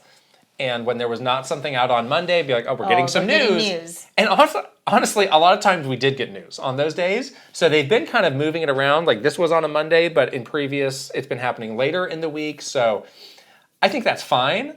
I think that's good. Like I don't think we necessarily need a firm day of the week for when something's going to happen. And if it is telegraphing news, like they should absolutely counteract that. Yeah. Yeah. So keep people on their toes, I guess. Yes. So good stuff there. We had Dragon Quest Day last week. That happened. There was a lot of updates on future Dragon Quest games. The biggest being a new trailer for Dragon Quest XII, which now has a subtitle. It's called Dragon Quest XII Beyond Dreams. Yes. I don't know what's Beyond a Dream, but okay. They had to restart development. They confirmed this. So this was something that a lot of people thought happened because it's been so long. It's been so long since we heard anything. Since we got an update. They confirmed, we started over. Another game they started over. Metroid Prime 4 Beyond. Yes. We're beyond our budget now, is what we are actually. We're way past that. We're beyond that. The dream of staying under budget is beyond. Yeah, so they did not list a release date. They did not list any platforms, but seems, it's going to be long going for this. It's going to be a while till we get a lot more kind of substantial updates or until we're actually playing it. What did you think of the trailer, though? I think that it looked more like a Dragon Quest More traditional Dragon Quest. Yeah, I think the previous trailer, as teasery as it was, seemed a little darker, seemed a little bit, like the vibe was a little bit different. This one kind of went back to like zany, happy, colorful Dragon Quest. So maybe that's what happened with the restarting. It's like, oh wait, we try to make it this thing that it will... tonally it just didn't work. It tonally is not like within the DNA of these games that people are expecting. So we need to rethink that. So I think maybe that's what happened. But you hear about this kind of stuff and it is a little concerning because it's like the more you kind of force the process of making it, the more kind of contrived it gets, which is what happened with Metroid Prime 4. the more it gets like, oh, but we did this part of it, and then we can't go back now, and yada yada. It just kind of doesn't feel like it fits all together. So I do worry about that a little bit, but at least it looked nice. I thought it looked great. Yeah, it looked pretty. There's a lot of fan theories about this lizard character. Oh yes, being the main character. Oh. You haven't seen that? No. Yeah, a lot of people think like you'll transform from this human character into this lizard man, or who knows. That's what they think. The beyond dreams, like maybe you dream and you wake up as a lizard man, or some other type of animal, maybe creature. Yeah. Okay. That could be a cool hook for this game. Okay. I hear what you're saying. At the same time, like a lot of people would say, like, yeah, Dragon Quest XI, the last one, like. That was maybe the best one. Mm-hmm. So it's not like they're running out of ideas or they're struggling to implement Dragon Quest into a modern game. So I'm extremely open to this. Yeah. But again, it's like, yeah, just sit back and keep waiting. Yes, just be patient. It's going to be a while. Speaking of Dragon Quest XI, they have a Switch 2 version that they confirmed as part of Dragon Quest Day. It's coming September 24th. Very good. You finished that game, right? I did finish this game. It was long, though. Yeah. It's like a 60-hour. Is that a top-tier Dragon Quest for you? Top tier. Okay. Excellent game. Yep. And then they also announced a new Dragon Quest Monsters game called The Withered World. I'm not really into Dragon Quest Monsters. I'm also I'm not super into it either. I like regular Dragon Quest, and I like Dragon Quest Builders. Those are the two that I typically go for. Monsters is ones that I usually never really grew a ton. Yeah. There is a new Witcher 3 expansion that is coming. Oh my gosh. This is The Witcher 3 Wild Hunt Songs of the Past. And here's what they had to say about it from the Witcher social account. This brand new expansion for The Witcher 3 Wild Hunt will take you to the path with Geralt of Rivia once more. It's being co-developed with Fool's Theory and is coming to PC, Xbox Series, and PlayStation 5 in 2027. Stay tuned for more information in late summer. Did you play this game? Witcher 3? Yeah. Are you joking? Yes, you did. Okay. I played it on a Switch, which is a platform that is not mentioned here, which stands out like a sore thumb. Shock. Yeah. Can't do it? Can't make it for a Switch? Well, I think what's happening here is there's going to be a Switch 2 version of The Witcher 3, which needs to get announced, and then at which point they can say, and on the Switch 2, we will be DLC. Offering the Songs of the Past. Are you going to play expansion? This? If it's not on a Switch 2, are you going to play it?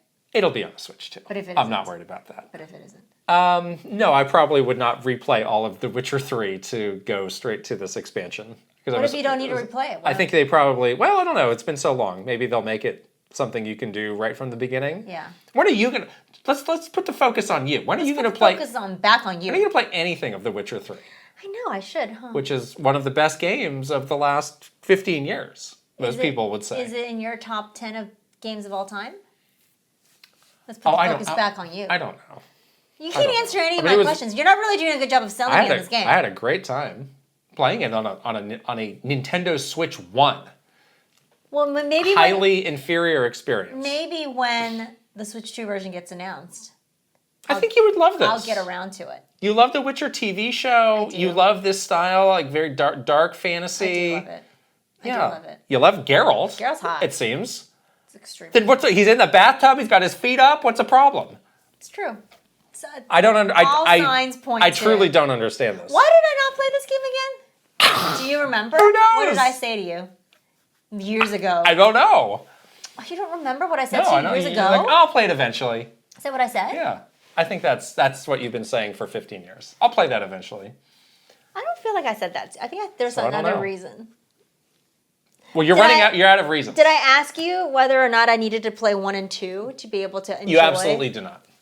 You do not need to play. I do not need to play 1 and 2 to enjoy Witcher 3. No. The standalone. You definitely do. And you know like who Geralt, I did watch you know the concept of The Witcher.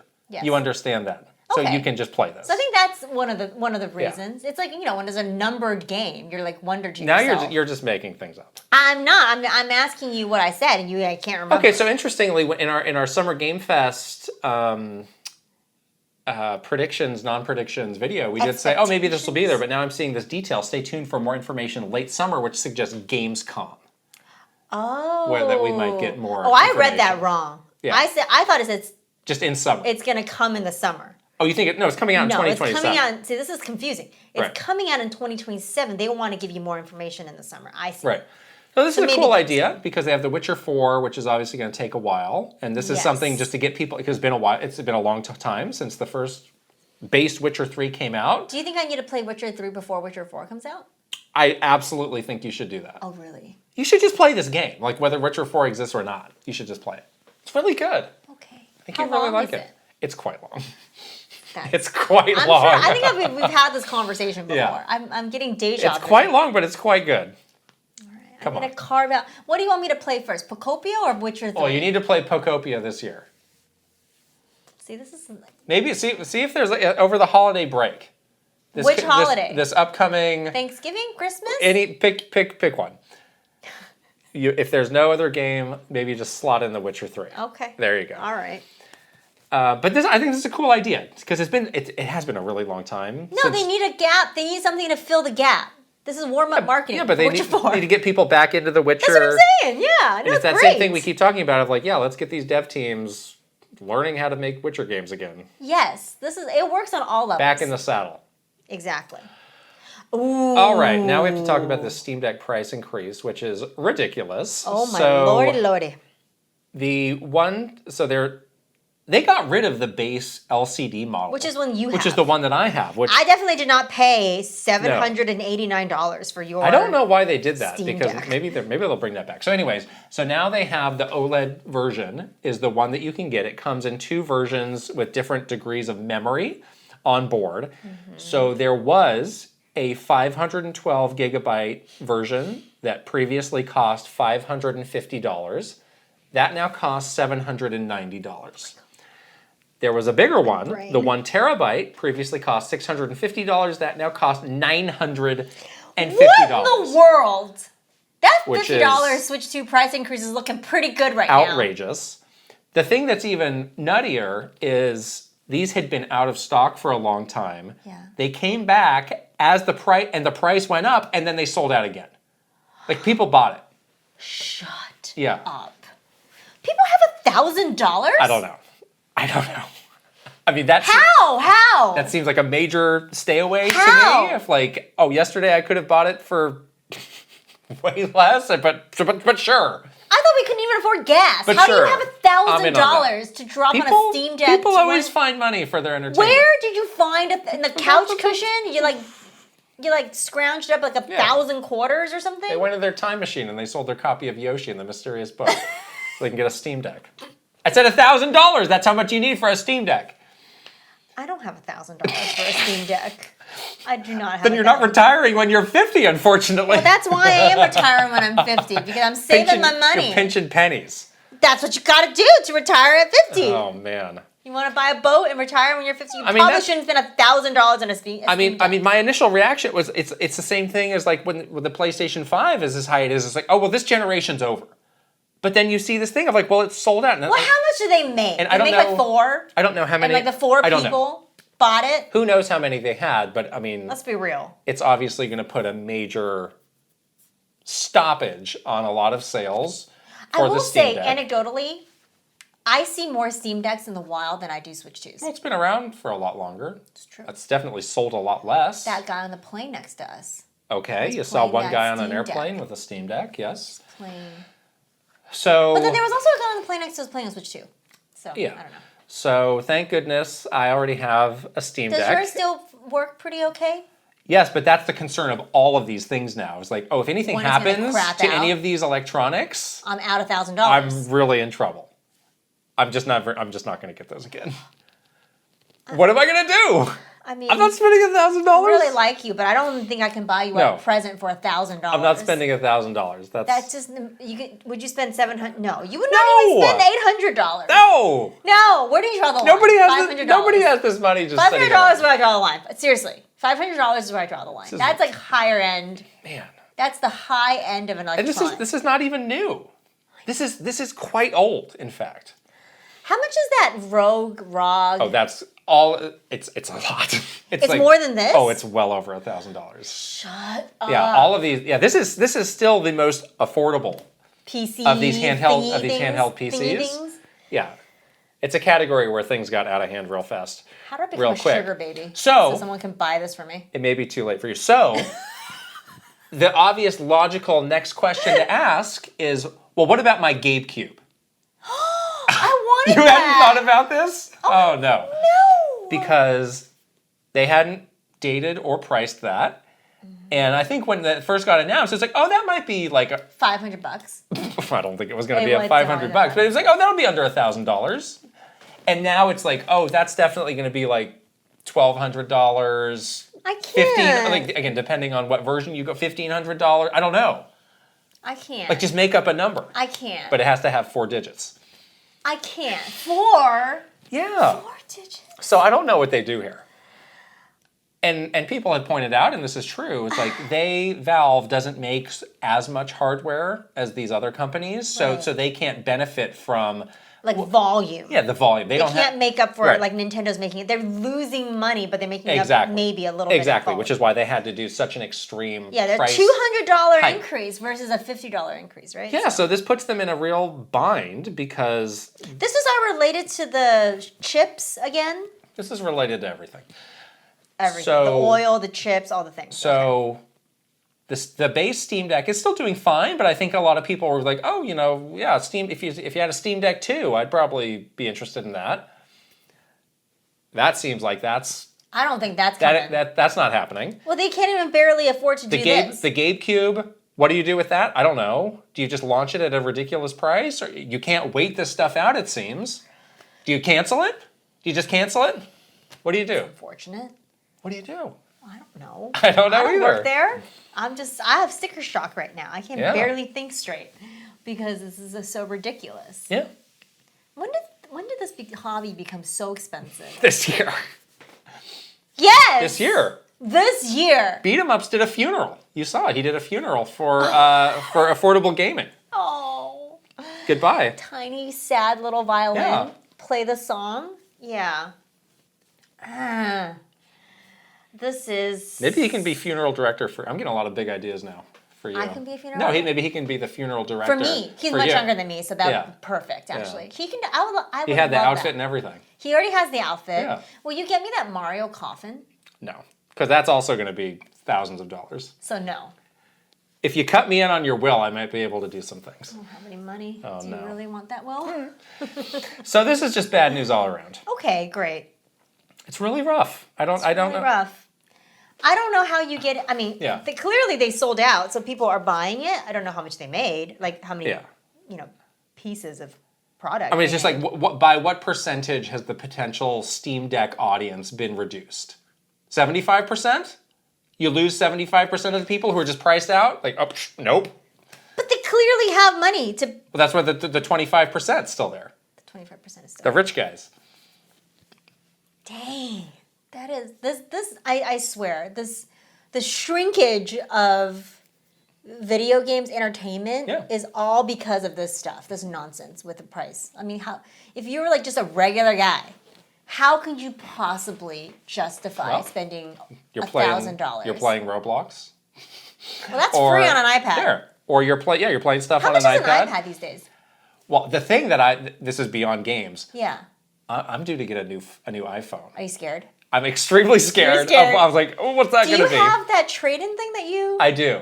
And I don't know how that's going to work. But they may charge you anyway. I mean, Apple probably has the opposite of what they do. If we make so much that we can lessen the blow, but it's still going to be more. Do they have a chip that is important? Everybody's got a chip, yes. There's a lot of chips in an iPhone. Oh, no. Yeah. I need a new phone, too. What were we talking about now? I was about to make a great point, but I forgot what it was.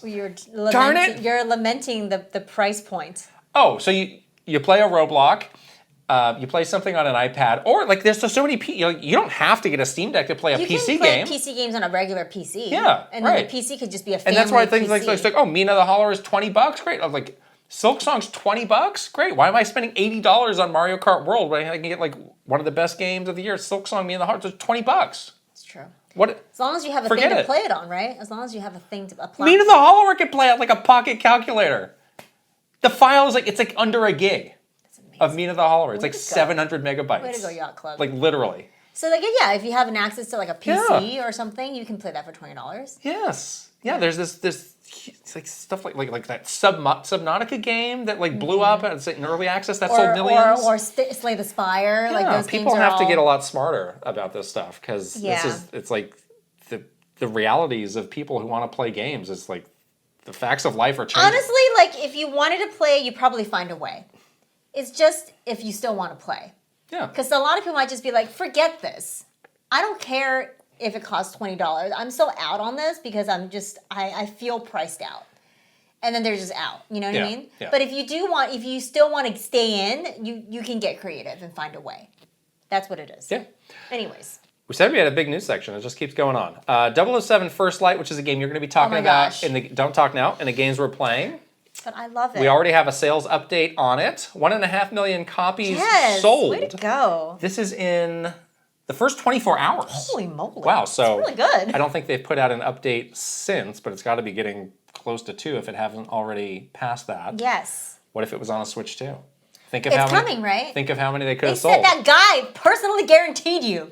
What's his name? The CEO of IO Interactive. I'm gonna point at you right now. I'm gonna point at him. Maybe he'll be at Summer Game Fest. And you can point at him? I can corner him. And point. Yeah. And be like, you. So what's going on? What's his name? You. Where is this game? What's going on with my James Bond? Shake him down. Yeah. For it. Yeah. It's good. Very good. I mean, this game is also very highly reviewed. Very positive reviews. Yep. Really good word of mouth. Very good. Yeah. We'll talk about this. It seems in all ways this game has surpassed expectations. Yeah. Yeah, because I was like, oh, that'll be another like 79 on Metacritic. Mm-hmm. You were so down on this game. That'll be a I don't get it. Solid, okay licensed game. You were real down on it. Yeah, I was. We saw this game many, many times, and I don't think I've never played this game. What do you mean? Not like we saw it around like all the big shows and stuff. Yeah. You were so down on it. Yeah. Last news story. Another game has been delayed. This time it is Xbox's, all caps Xbox's Fable. Oh, tragic. They snuck this in. They shouldn't have done this. This is very weird. They were like, new and upcoming games. Here are the games coming this year. Oh, by the way, Fable's delayed. In order to plan our game launches through the holidays in a way that works best for our players, we're moving Fable to February 2027 so it can have the dedicated moment it deserves. But like we're excited after. Yes, that's in a very long thing here. Yeah. We're excited to give players a major new look at Fable as well as our broader lineup at Xbox Game Showcase June 7th. We'll be there. Can't wait to see it. This is GTA. Of course. This is the GTA effect, right? Of course. Yeah. Truly. Fine. It's fine. Waited this long. I don't. Just continue to wait, whatever. Do what you gotta do. Yeah. I'm resigned to the fact of like, it is what it is. Yeah. You know? I'm very excited about this game still. I had thought that potentially this could have been my game of the year. That is a pretty good lineup for them. Halo campaign evolved, Gears of War E-Day, and this new Call of Duty. Control Resonant. Is that confirmed for this year? That's interesting. That's a great game. Star Wars Galactic Racer, we'll see. And GTA. I mean, first party, that's pretty solid. Halo, Gears, and it's a lot of shooting. Well, that's what people like to do. That's what you like to do on an Xbox. That's what you like to do on an Xbox. Go back to your tried and true. Again, this is the thing where it's like, it's expected, but just don't rock the boat. Yes. You know what I mean? Like, don't rock the boat. You're doing the thing. And Forza's already out? That's a pretty good year. People love Forza. I really want to play Forza, actually. I'm going to get it on a PS5 when it comes out. Yes. I think that's like a... But if I play it on an Xbox, I can use my wheel, my pedals and wheel. You have an Xbox wheel? For Flight Sim, for Microsoft Flight Sim. Well, this is a car. It works for both. That's why I got it. Is it a stick or a wheel? It's a wheel and it has pedals. And it has bumpers. Well, sounds like you better get on that. You gotta show me this thing. I don't know what that. I have to find it. It's in the. I don't know what the heck you're talking about. It was a pandemic purchase. Oh boy. I was really bored. Okay, let's take a question from Ryan. As we're on the cusp of potentially a new Zelda reveal, I want to ask about the notorious All Zelda E3 from 2016. I didn't get to go, but I had some friends who went and talked about how amazing the booth was set up, with theme park-like features, including a special introduction and custom assets and animations on wall projections, as well as massive props and an animatronic cooking pot or something. Could you talk a bit about your experiences and involvement in how this booth came together, and where did all the custom elements created for it end up? Wow. That was a cool E3. It's right about 10 years ago. 10 years ago. This was very interesting because this was seen at Nintendo as like a huge risk. Yes. To basically focus on just the one game. Well, good thing we had literally nothing else to show. I was just going to say, the reason why they decided to take the risk was because there was nothing really outside of Breath of the Wild that was kind of worthy. Yeah. Like, we did have our little, like, media area where you could just, like, scroll through a menu of games to play. It's fine, whatever. But the booth, focusing on, like, the big Zelda takeover in the booth was, like, a big risky thing. And there was a lot of meetings where people were convincing people. That we did a whole podcast early on yeah. about some of the debates over whether this would work. Exactly. The person that was running, you know, every year they voluntold someone to run E3, and it's usually somebody that was on our team. You ran it one year. Yeah. The person that ran it the Zelda year, we always joked around like they had the easiest job because they really didn't have that much to do, and it was extremely successful. So they really lucked out and was able to just kind of like luck into this great year. But I agree. I think that was the start of sort of like a new E3 style booth for Nintendo. Yes. Years after that, they had the Great Luigi's Mansion. Odyssey had a cool one. Cool one. This is where they started to go that more like theme more park, experiential. And then the experiential marketing team at Nintendo is like the best. They did the Animal Crossing booth later on, but they really are like extremely talented and are able to work with all these fabricators to do all of these props and at the level of like a Disneyland experience, you know, and it was amazing that they were able to do that in an E3 booth, but they were very, very talented and they were able to do all this stuff. Yeah. The Guardian was in the office in Seattle outside of the lunchroom, and they said, oh, it's not really meant to be, you know. It won't last long. It won't, but it did last. I wonder if it's still there. I don't know. I mean, by the time we left, it still looks perfectly new. So. And I loved it when it snowed in Seattle. Yeah. It would be like a Guardian covered in snow. It was really cute. It was very cool. So they had that out there for, I guess they'll have it out there until it deteriorates, which it hasn't yet. Some of the other props are just, you know, they just put them away. Some of them are just like a literal tree. Like... actually a tree. So they just got rid of those. But there was like a treasure chest. Some of the stuff they destroy. They would destroy it because they don't want other people to use it. And they don't have like, we can't keep everything. Yeah. But there's like, there's a couple of things. Like there's bokoblins and stuff. There's like that build out of that bokoblin tower. Yeah. They kept some of that stuff in storage. The other thing that was really cool about that booth was the lighting. Remember that? Mm-hmm. Like they had like it looks like you're in the woods. It even had wind. There were like fans recreating and they were like, wind. They were like blowing in like scent like of the woods. Is that true? Yeah. Oh wow. It was like air freshener like of like, you know, like outside, like flowers in the woods or whatever. Right. It was really nice. Yeah, the person who was in charge of that was Don James, who is now retired and he was, you know, from the beginning, like one of the people who thought up the idea of E3 with the ESA, and every year was in charge of coming up with a really cool booth idea. It just got bigger and bigger. And this was definitely one of his best because you could just walk right in and just forget that you were at this show. Yes. Just get swept away. We were like to Hyrule. We were like napping. Yeah. Taking a little respite, as you called it. You could. In the booth. It's very relaxing. Truly wonderful. All right. Let's not wait anymore for you to talk about 007 and the games we're playing. Wow. We're playing a lot of games right now. It's been great. And a lot of the newer games, too. Mm-hmm. So, yes, I started 007, immediately enamored. You're on a PS5, right? I'm on a PS5. Okay. And, yeah, I have been looking forward to this game. And as soon as, you know, I saw a little bit more about it and our community started talking about it, I just knew I was going to love it. Yeah. So this is like a origin story for James Bond. So it kind of tells you a reimagined kind of how he becomes 007. But the way that the game like kind of progresses you through it is like really, really well done. Like at first I thought like, oh, is this game going to be super heavy on cinematics because it's like an Amazon MGM gig? Like, what is the gameplay going to feel like? Like, what is my time to sword? Is it going to be like a 25-minute cutscene? Truly was not. I was so surprised. In the beginning of the game, you're just like dropped into this like very action-packed.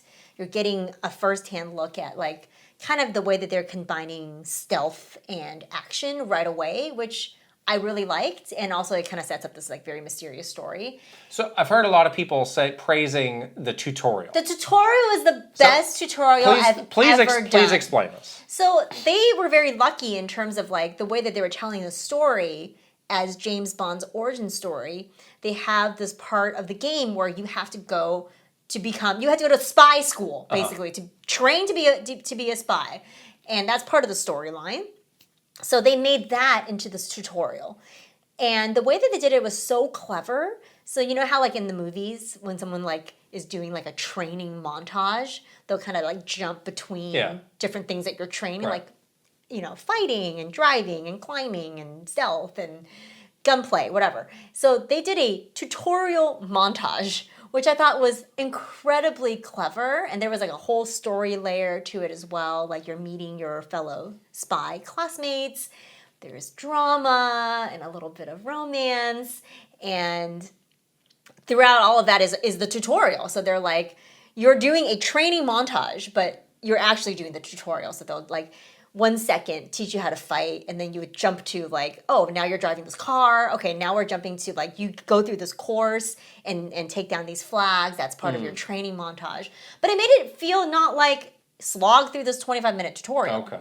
I thought it was incredibly well done. And so, yeah, now I'm sort of past all of that stuff. And there's so much fan service, you know. You go to like the MI6 headquarters and it's very impressive.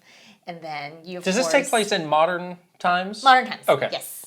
And then you go, you meet Q, get your stuff. I opened up a box filled with Omega watches. You get to pick your watch, and then the watch has this cool like interface that is all part of the spycraft. Does it play the Grant Kirkhope music? I wish it did a little bit, just like kind of like in the background. It is like the da da, like the James Bond music. So there's gadgets. Lots of gadgets. Like what are some gadgets? So you can. So I already have like over probably like 6 gadgets, but you can only take 3 into your missions with you. But I have one that's like a smoke bomb. I have one that's like kind of like a sticky mine. It can like stick to people and objects. You can hack electronics. Yeah. So I could like hack a radio from far away and distract people and then do like a takedown. Yeah. Darts, poison, lights that blind people, like all sorts of zany gadgets, which is very James Bond, of course. And yeah, I'm now like squarely in like the main story of the game. It's very mysterious, like what is happening. Something very tragic happens in the very beginning of the game that really sets you up for like this motivation to go further, to explore like what is going on.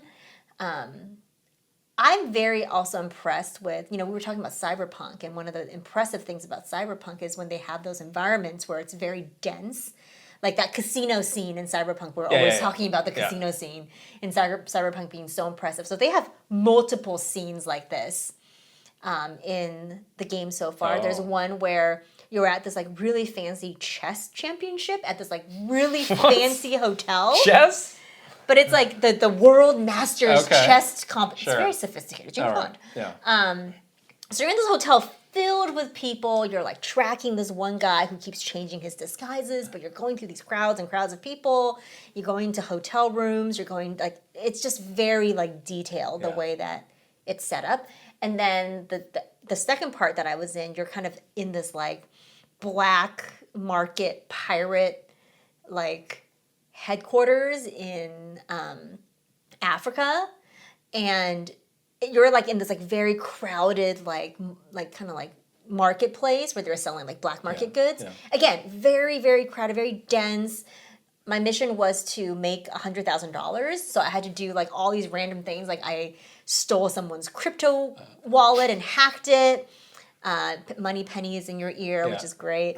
I had to like join like an illicit fighting ring to make money. I had to do this like shooting challenge. So like I had to play the cup game. Oh no. But it just felt like you were in this environment where like these nefarious things were happening with these bad people. And it just was cool. It was fun. But yes, I love this game. It's so good. So good. Have you found Lenny Kravitz yet? I have. Really? Yes, I have. He did a speech and then he did something really bad. Oh. I won't say. Is he the main bad guy? Do you know who the main bad guy is? He is one of the bad guys. No, I don't. You don't know. The person that I was tracking, something happened to him. So mysterious. Is the James Bond character based on any actor? I don't think so. Like is his face based on a real person, or did they just make him up? I think they made him up. Okay. He's hot. Okay. Very handsome. Right. Very handsome. And I think Patrick, I forget his last name. He does the voice. There's a lot of famous voices in this. Like Lenny Kravitz is one of them. Yeah. He plays like a villain. Gemma Chan, who is in like Crazy Rich Asians, is the science. Selena Tan, she's a scientist in the Q Lab. It looks just like her. I see. So, and Lenny Kravitz looks just like Lenny Kravitz in the game, obviously. So there are some famous actors that lend their voices to the game. But how do you think this will translate to Switch 2? I'm worried about how like dense those areas are. I mean, Cyberpunk did it, but Hitman does have a lot of areas like that too. Even on the Switch 2 version, like, where I was impressed with. That's true. You're right. How many people they had? Yes, that is very true. So that's hopefully a good like base level. So what is the balance of stealth and action? You can do whatever you want is the thing. Yeah. Like you can just go in and like punch them. Okay. They might overwhelm you, but you totally just punch them. But it behooves you to do a little bit of stealth. Is the stealth annoying? No. I like it because you have so many gadgets. Okay. So you're just like, I can like, let me think about how I can like mess with you. Yeah. Let me turn the radio on and like shock you and take you down. That's so funny. Or like you can kick a door down and some guy's right there and you can just like flash mine them. Yeah. And they'll be like so disoriented and then just punch them out. It's great. Right. Huh. It's fun. Okay. I really like it. Wow. High on the Game of the Year list right now. Maybe the top. We'll see how much? Where would you say you are? Like halfway? Maybe like a third of the okay. I'm like on chapter 5, I think. I don't know how many chapters there are in total. I don't think it's a super long game. Yeah, I think I heard it's like 20 sub 20 maybe. Hours. Yeah, there's like, you can do a lot to like complete, like do the, like collect everything. Okay. But I love it. It's so good. Neat. So good. That's great. I am continuing on with Mina the Hollower, and last time we checked in, I was stuck. I'm no longer stuck. I got past it, but it was such a stupid thing where I just got to this screen and I was like, this is a dead end. But it seems like I need to keep going. And I could not decide what to go. And I went back, I was like, wait, I think that little corner, I can do the thing where I burrow and go under it, and lo and behold, I could. Just a stupid thing on my part. Well, the visuals of the game do make it a little hard to see. It speaks to that issue that you had of the visuals sometimes don't help with like the legibility of like what the game does or does not want you to interact with. Exactly. But I have really been just like go after that, and now I am. So there's 6 kind of main towers, main areas that you have to complete. Light up the. So I last night just did the 6th one. Oh. So I've done all of those. There was a plot twist, which, if you've been paying attention, is not really any plot twist at all. So I assume there's like one more area and then a final boss, big boss fight to finish the game. And I really want to finish this before we go to Summer Game Fest because I'm in such a good groove right now. I don't want to come back after that week and be like, oh, what am I doing? What do I do? You said the platforming feels really, really good. Oh, the platforming has been so good in these last couple areas. That's amazing. It feels like it's like the culmination of all the skills I had playing these retro games. Yeah, it's a very Castlevania feeling too, where like at the end you get kind of like powerful. Right. It's the point where it's like I also wonder like, do younger players who didn't grow up with like 8 or 16-bit games, like how do they like adapt to a game like this? Yeah. Because it's like, this is like a mashup of all these games I played growing up. So you have like the muscle memory. This is the Gaming final exam. This is why I can't play. It's like I got this. I do think that you're better at modern gaming skills versus like retro games. I am very much. Because I've seen a lot of debates of like, oh, is Mina the Hollower too hard? Like that's been a real point of discussion. I'm like, I actually don't think this is hard at all. I couldn't even do the basics. Yeah. Like you watched me. I was like having a really hard The platforming does get challenging, but I've been totally fine with it. It's been very fun. There's something about the burrow. The perspective of that mechanic. Yeah. The mechanic of the burrowing, and when you come out of the burrowing. Yeah. Mina feels very out of control to me. You gotta get in control. I couldn't get her in control. And the fighting, at this point, like I've leveled up a lot. And so I have like maxed attack. I just recently got max defense. I haven't maxed out the sub-weapons yet. Those seem less important to me. So even like the bosses, like some of the bosses like will take me a couple times, but it's like I never feel stuck on them. I don't think the bosses are that bad, honestly. I didn't even beat the first So I'm boss. kind of like, I'm like, this is the game we're having this difficulty discussion around. But you're an unk. Well, but it's like stuff like Silk Song. It was like that got to be too much for me. Where it was just like hard boss after hard boss after hard boss. And I just got worn down. I was like, I would rather be just exploring and jumping around and jumping and running. But even Silk Song, I learned. Like, I learned that platforming. Remember how I couldn't even do the pumpkin bounce? And then, like, towards the end of it, I was, like, so good at it. Right.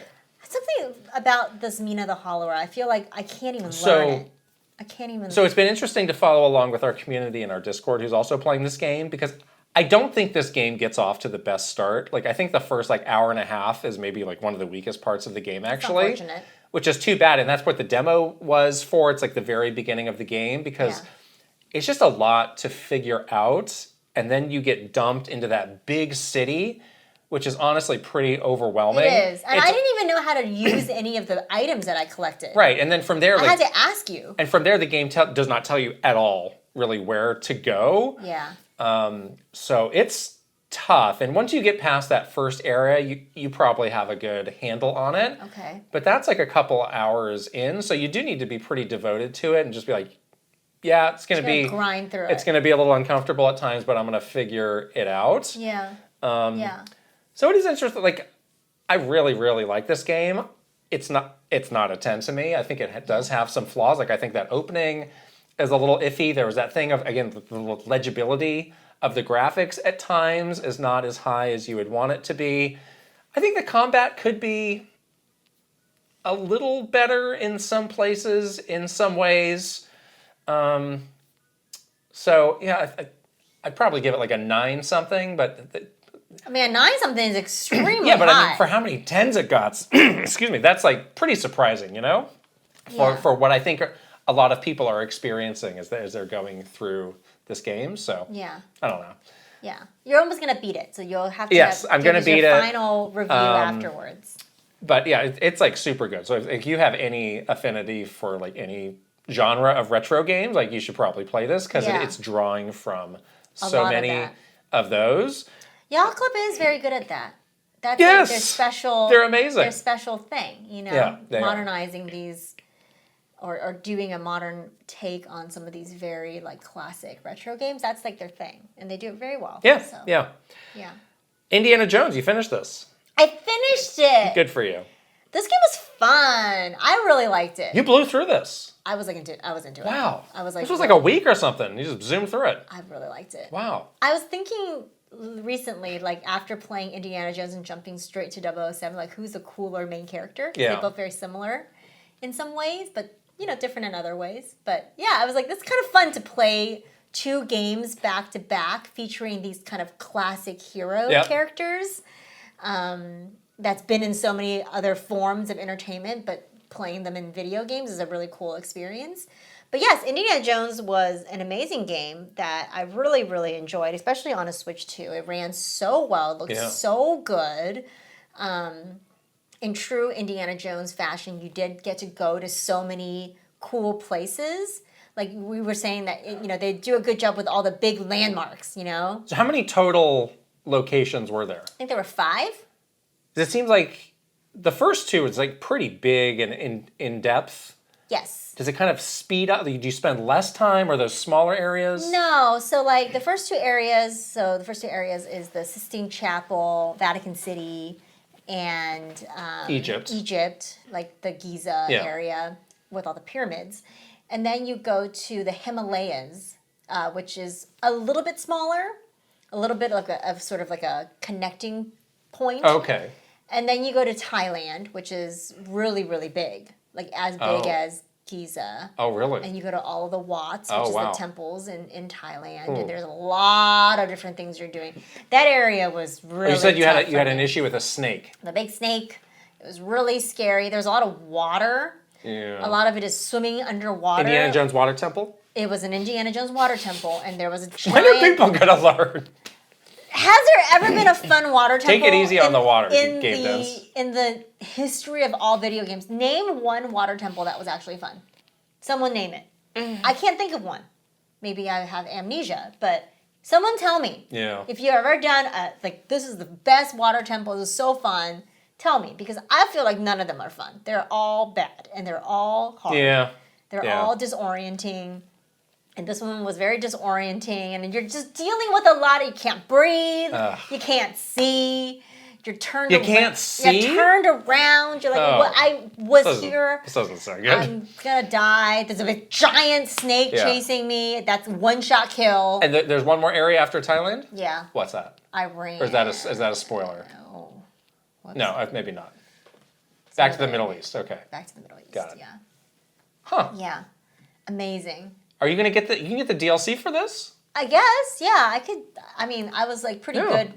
I felt pretty good wrapping up the game and moving to 007. Okay. But I really liked it. I feel like people should play this on a Switch too. Like this is a really good version of this I agree. Yeah. And I was like very impressed. Yeah. Yeah. Great. I gotta give it back to you. You lent it to me. You're gonna give it back to me? Wow. Because you're gonna want to play it, right? You definitely should give it back. Yes. You have to play it. It's so good. Yoshi and the Mysterious Book. I unfortunately had to backburner this a little bit because I played more of this after I got past my being stuck in Mina. I was like, I gotta focus on this. Focused on Mina, which is great. So I did play. I was double dipping Indiana Jones and Yoshi together, which was a good combination. But I did a level in Yoshi. I did this level too. I did not like this level. I didn't have the same reaction that you did. It was really scary. So there's like a big bug thing. One-shot kill. It's like a parasect. It's got big like scissor arms. Scissor arms. Yeah. And you can get attacked, but then you just kind of go back to the beginning. But there's a black screen. Yeah. It seemed kind of mild to me.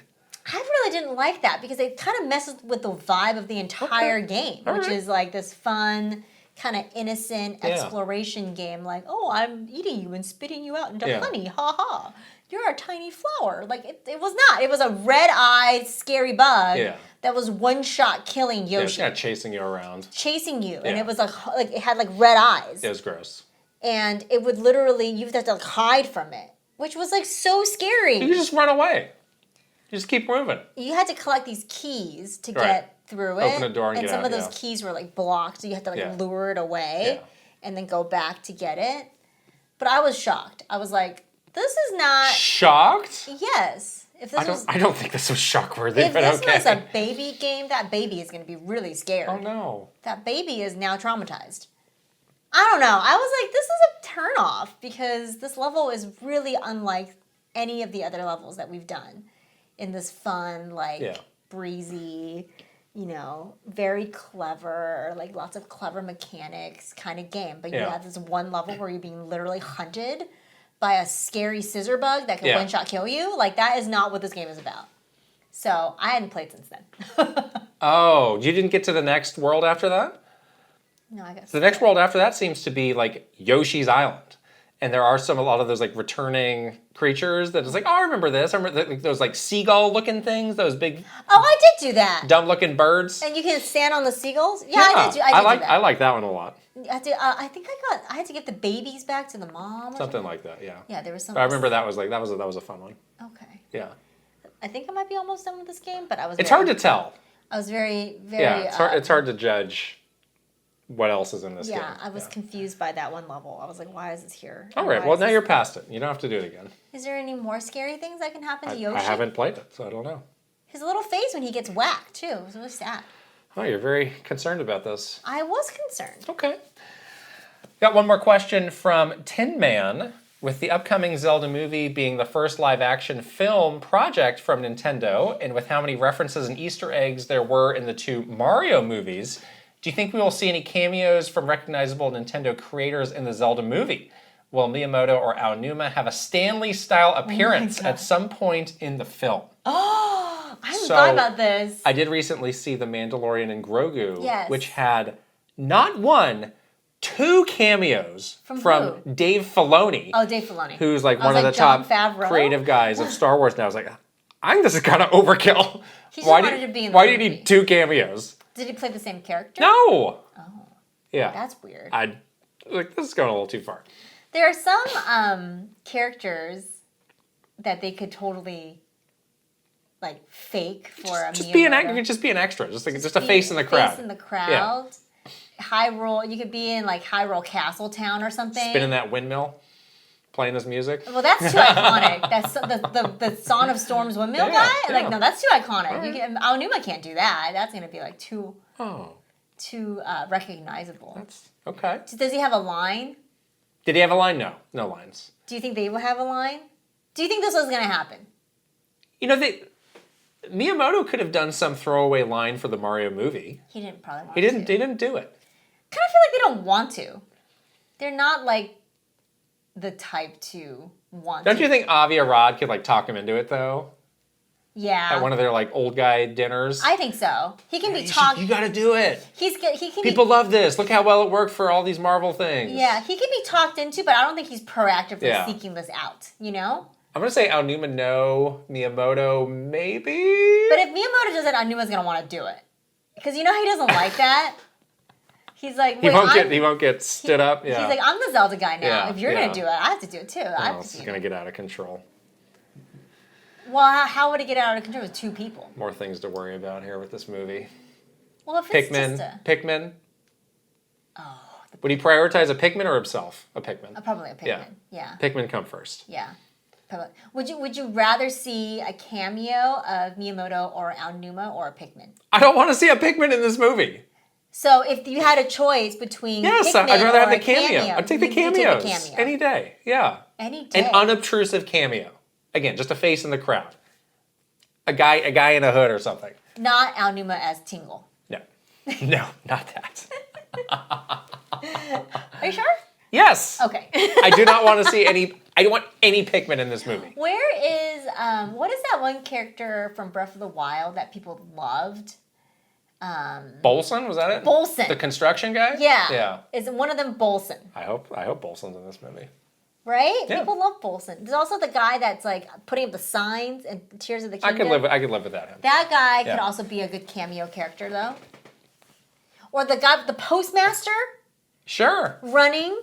Beetle is another one. Yeah. Make some weird sounds. Is Beetle? Yeah. You can do a lot of weird, like little cameos from these kind of cameo-like characters. I don't think you need to be a character. Again, you are just a face in the crowd in the town of Hyrule. It could be fun to be like Miyamoto Beetle. Oh boy. No? How many meetings are we going to have to figure this out? How is that hard? That's why the movie keeps getting delayed and moved around. We're trying to It's going up. It's being moved up. We're trying to figure this out. They've figured it out. It's being moved up. Great. Thank you to our Patreon subscribers. Again, check us out at patreon.com/KitandKrysta. Get that mystery spoiler cast whenever we figure that out. But you could be the first to get our Summer Game Fest vlog with all the cool early access that we have. We do bonus Q&As every week. It's going to be a busy June. It is. Announcement season is upon us, of course. We're also on the social. We're on Twitter, Instagram, TikTok, Facebook, YouTube, Blue Sky, and Threads. If you're watching this on video, we'd love it if you could subscribe on YouTube. You can also give the podcast a thumbs up and leave a comment for us to check out. And if you're listening on audio, you can also subscribe over there. Give the podcast a 5-star rating. And while you're at it, why don't you go ahead and write a review for us? Thanks. Please. Let's shout out some wonderful community members, starting with Final Boss, Aaron Hash. There he is. There he is. He's great. We love him. Superstars, Mara Mayhem. Eigenverts. Mike Chin. Roy Eschke. VGM Life. Link the Hero of Wins. Angela Bycroft. Thomas O'Rourke. Kyle LaBeouf. Andrew Uhas. Chili. Chris Shuri. Master Discord. Travis Torline. MSN Poke Gamer. R. Burns. Kid 10K. Adrian. Nathan Clover. The Shark Among Men. Rain Tech. Kiss My Flapjack. Polygon Network. Cameron. Frederick Wolf Conradson. Catsily Nerdy. And Zoof. Thank you to Kit 10K for putting up the incredible prizes for our big community meetup in Mario Kart World. It was very exciting. We did a big tournament. Finale. That was exciting. Yeah. The people that were in the finals, wordlessly, soundlessly. Shout out to the Keggers and Slowbro, who were our two winners. Two winners, yeah. Oh my gosh, dominated the rankings there. Here come the One Up Club. A. Ron Burgundy. Ad Cole 2000. Age 1000. Inevelith. Ali Alejandro. Allie McLovin. Alejandro Orozco Borrego. Andy Robinson. Angel 8. Angie Jojo. Anthony Kager. Aristu.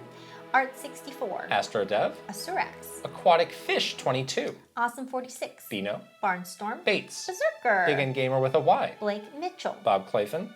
Boost Toast. Brad SF56. Brandon Cooper. Brandon Kavapel. Brovak Novak. Cashew. Cedric Benson. Shadir. Jelly Squirrel. Kai X. Crispy Stores. Christopher Lay. Chunky Conga. Colleen Finnegan. Connor. Cosmic Titan 718. CP Coaster Lover. Captain Alex. Hero for 17. Cynical Squid. Daffers. Dagdalia. Dally Dinkum. Dane. Dachshund. Davy Smalls. David Kapakis. Delving with Difford.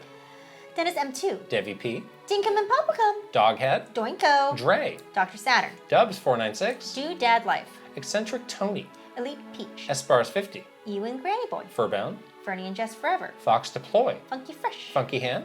Gabriel Velez. Gamer Likes Anime. Gamer Nerd 78. Gary. Garth the Wolf.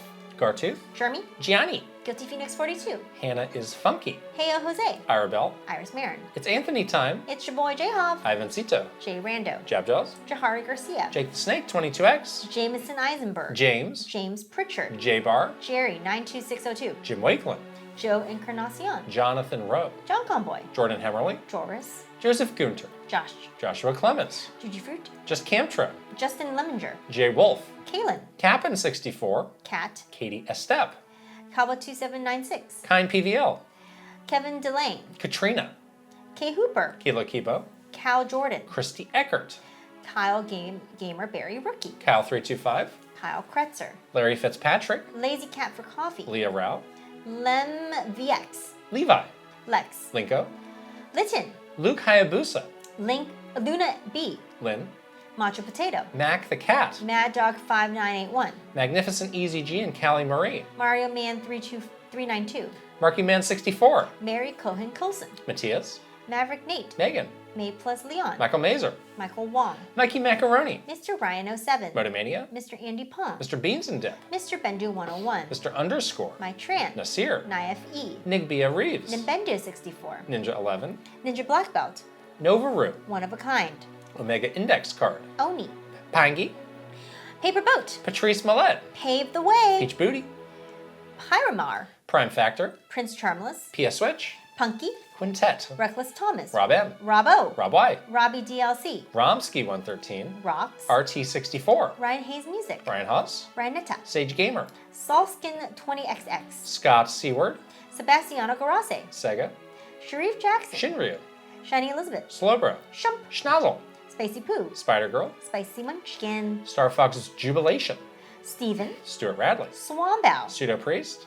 Super Nerdy Human. Sritak. Tales of Link. Talika. Tamarize with Hammer. Tandem. Tanuki Dragon. Tay 120 and 64. Teal Fox 64. The Hyro Heroes. The Keggers. The Quiet One. Thomas Alvarez. Three Rivers. Tickle Me Dinkum. Thomas WC. Token 777. Torchies. Totally Joe Ed. Totomaru. Trajawi. Trevor Collins. Tugs Puppy Bear. Tusku. Ty Bear the Bear. Tyler Geis. Victor MK. Vidge Mictor. Vinny O Games. Viridian. Virtual Bot. Voice for Radio. Waffles. Water Blue BH. WG Grizzy. Wicked Davy. William George. Yummy. YJ Choi. Zachary S. Zelgara. Zaperi. And Zero Link. Wow. Mina the Hollower has a jump scare where you go into this room and it's completely dark and you're kind of like wandering, like, whoa, what do I do? And like the screen like changes to like this close up of this zombie. It's like, I feel like that's what happens when you see Tamer the Hammer's name on this list. You get jump scared. Now I'm like completely in my head about it too, and I can never. I need to like have therapy, like speech therapy too. Tamer, because it rhymes with hammer. Got it? This is where I need more Doki Doki poetry. Rhyming. This is the word. It does. You should I have should have given you. You should have given me Tamer and Oh Hammer. man, that would have been as perfect. 2 words from my poem that I wrote solved for it. Doki Doki Literature Club. Next time. Next time. Yeah. All right, we are going to be on our way to all the fun at Summer Game Fest, so stay tuned for all that stuff, later this week, and we'll see you later.